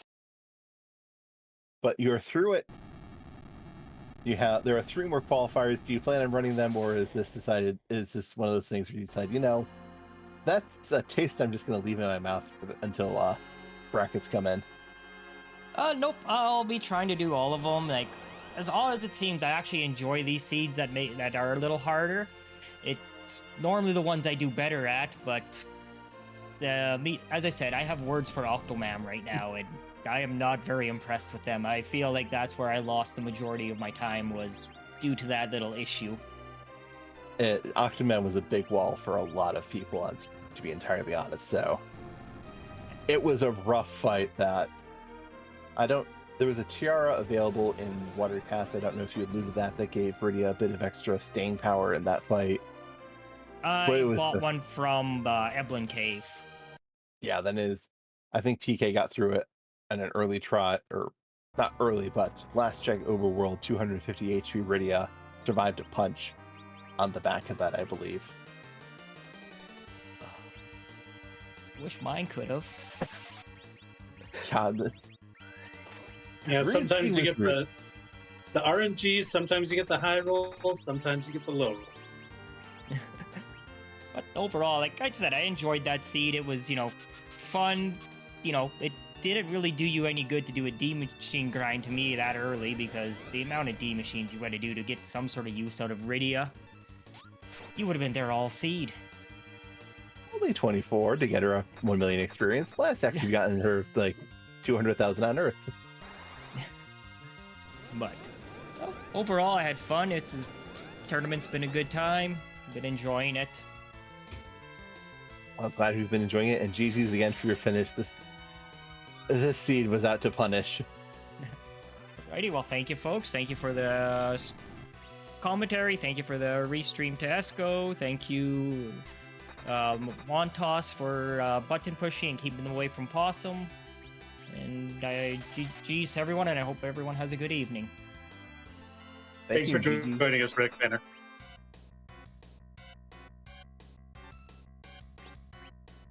That was our third restream runner finishing up, and we're seeing Stoppable Force back in this fight going, and looks to be doing reflex strats, going and getting what looks to be the first Big Bang, if not mistaken. Birdie is reflecting nuke, Rose is keeping everyone alive. Edge and Eddie are doing their best. Yeah, Stoppable going with a little bit more of a hybrid strategy due to only having 2 really good reflectors, and with Rosa doing a little bit more of healing. It's a situation where it's like, as long as you time the damage right, you can have Edge and Edward do a little bit of extra damage at the beginning and then stop dealing damage at a certain point to make sure you get the reflect kill. The other option is to just go full on hybrid and just do damage from both sides as the Berserk spell is coming out. Then it's just sort of power overwhelming. You'll still go through the HP refill, as we mentioned earlier in the broadcast, but if everybody's doing their part in doing the damage, that can be an effective strategy as well. Yep, just going in, pulling out a bunch of damage is a good way to deal with Zeromus. Just if you can go and rush enough damage, you can go and skip second Big Bangs, you can go and even skip third Big Bangs and go straight into Medio and just keep that damage piling on. Yeah, I think it's going to be a little bit difficult to avoid any Big Bangs other than due to the fact that you don't have, like, that Zerk Edward damage is not very impressive. No, it is definitely, there's a lot better you can go and expect from Zerker damage. Like Edge is showing with 3,000 damage there, that is what you want to see. Looks like you see Stoppable Force queuing up a crystal use here, attempting to produce a nuke counter, which would reduce the damage of the next Big Bang if the timing is right. Similar to the method used to nerf the first Big Bang. Well, the first one is really easy to get the timing right. Just any time before the first Big Bang and you're good. Any subsequent ones are a lot more difficult to time in that window, and now we're going to see if that window was hit properly. Yes. So what happens with Big Bangs is... And it was, for the record. Yeah. Yep. Go ahead and describe it now. Yeah, that was a nerf Big Bang because normally Big Bangs do somewhere between 2,300, 2,400 maximum damage to 2,700 maximum damage. And that one not even hitting 4 digits on any party member means it had a maximum of 1,200 damage. The reason why that happens is Nuke goes and gets cast at a different spell power than Big Bang. And what Zeromus does for their script is when Zeromus shakes, that's a tell. The next action Zeromus is taking is going to be invisible, and that's going to be setting magic power for the Big Bang. If you a counter nuke after Zeromus sets magic power before the Big Bang, but before Zeromus actually casts it, you will go and nerf the Big Bang. The trick is, the turn after Zeromus sets their magic power, Zeromus casts Big Bang. So you have to go and wait, trigger a counter nuke after an invisible turn that you can't see, and the only tell is a shake, and before the actual Big Bang comes out. It is a very specific timing that is, it takes a noticeable amount of practice to get down, and requires a bit of knowledge of your AP system, so good on Unstoppable Force for going and getting that nerf out. Yeah, it's always impressive when it happens, because it's not easy. So we saw a shake. We're going to see if... Yep. Ooh. Looks like it's going to go for a direct targeted nuke. That's another one that can work to... Basically anything that produces that counter nuke, if it's in the right window, will work to nerf the Big Bang. There's the counter nuke. Going on Rosa again, because Rosa is Rose's favorite here, it seems. Yeah, I guess so. So, one note, white is not the spell you cast Geo and nerf for Big Bang, because that doesn't get a nuke counter strip. That goes and gets a weak counter. Brittany's on low HP, Rosa's on low HP as well. This could be a little scary for the team, but only 400 damage on Rosa and Rydia. Looking very nice for Stoppable Force here. Yeah, so far this run through has been very, very well done for Stoppable Force. The little bits of things that Tella can do, like even though his spell power is not good, a Cure 4 will heal anybody to the max if it hits. But we're in Meteor phase, so this is near the end of the game. Yep, and that hurts a little bit because Cure 4 will try and heal at the maximum power, but Rydia had a wall on, so that didn't go and land. But this nuke finishes the job. Zeromus is down. Well, I was a little nervous after that Cure 4, but luckily the nuke had the power in order to do it, so that was nicely done by Stoppable Force there.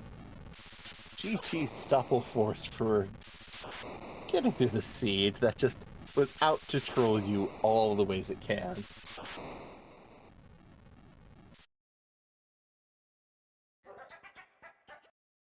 Now we'll see if Stoppable wants to join us for an interview.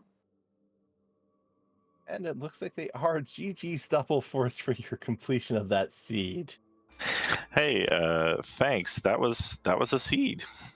Question I had for a couple other runners. I'm going to ask you, what was your least favorite part of the overworld? The characters, the bosses, or the equipment? I'm going to go ahead and say the bosses, because the fact that I saw that Mom Bomb in Baron Inn and noped out of it so hard meant I got to do a completely unnecessary hook route with Rydia, Edward, and Tella in their mid-teens. There's unnecessary, and then there's demonstration of prowess. And that was most certainly demonstration of prowess, because that's a fight to take with that team. That was impressive.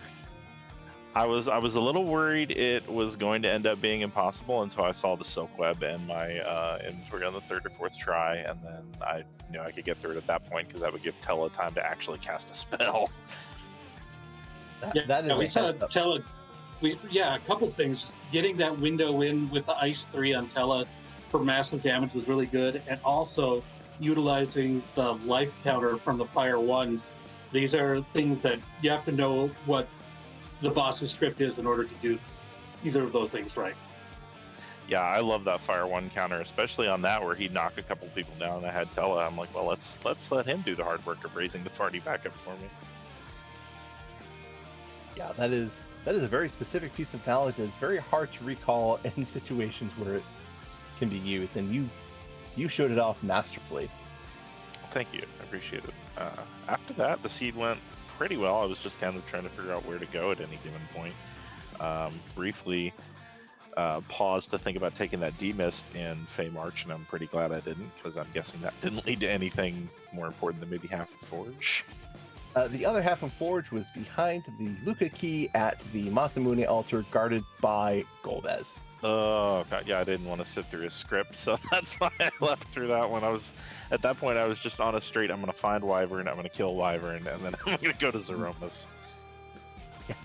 Yeah, that Zot 1. How do you feel about the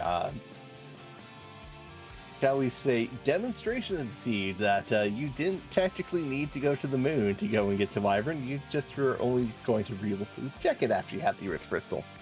Yeah, the cheeky Wyvern at Zot 1 is a thing, so that I was not expecting the mostly haunted moon here after I I think when I raised the big whale, I think I had maybe 5 key items or 6 tops, and I thought, oh, this moon's got to have plenty of stuff on it. And turned up the 2 in the ribbon room and was like, well, I'm going to go follow these instead of trying to fight the rest of these awful bosses. Yeah, the moon is definitely apt to go and show all sorts of kindness. Rex, do you have any other questions? Oh, okay, go. I was just going to ask if you had anything else you wanted to talk about this seed that you had to face tonight. No, I just I did ask Esco before rolling the seed to roll us some Eddie Hero, and I guess she decided to instead just give us about 6 Edwards and a Tele Hero. So no, it was a lot of fun. I was not expecting to finish as highly as I did with the time I had, so especially once I saw the magma key. So I'll take what I got. Plus, there's more qualifiers. I can always replace this score later. Yeah, this seed was mean. This seed was just evil. I'm not really gonna. Yeah, this was pretty rude. But GG's for getting through it. Well, thank you, and thanks to Rex and Baka for commentary. I'm sure it was great. I'll listen back to it later. Thanks, Esco, for rolling it, and Ellen Motos for tracking. Thank you for being restreamed. We wouldn't be able to go and put on a show without you as well.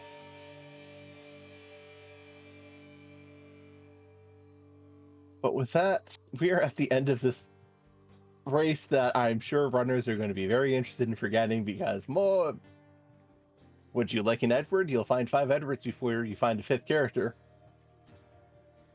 But speaking of things to find, we will go and find our top 6 runners for this race. They are Decker Smash, Direwolf, Solaris, Stone Dingley, PK4787, who is on Restream, and in 6th place we had Rybon.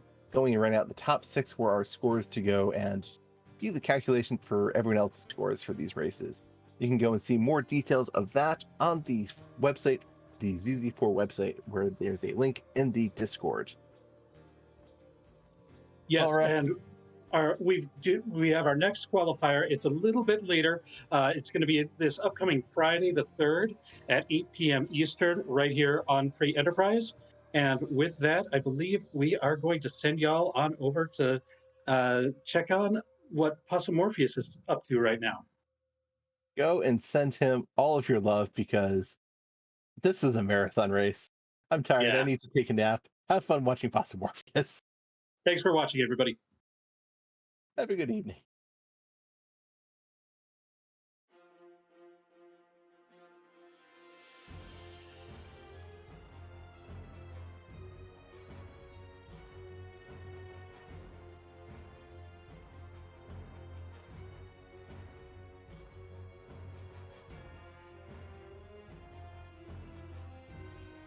One second here. My brain is a little slow.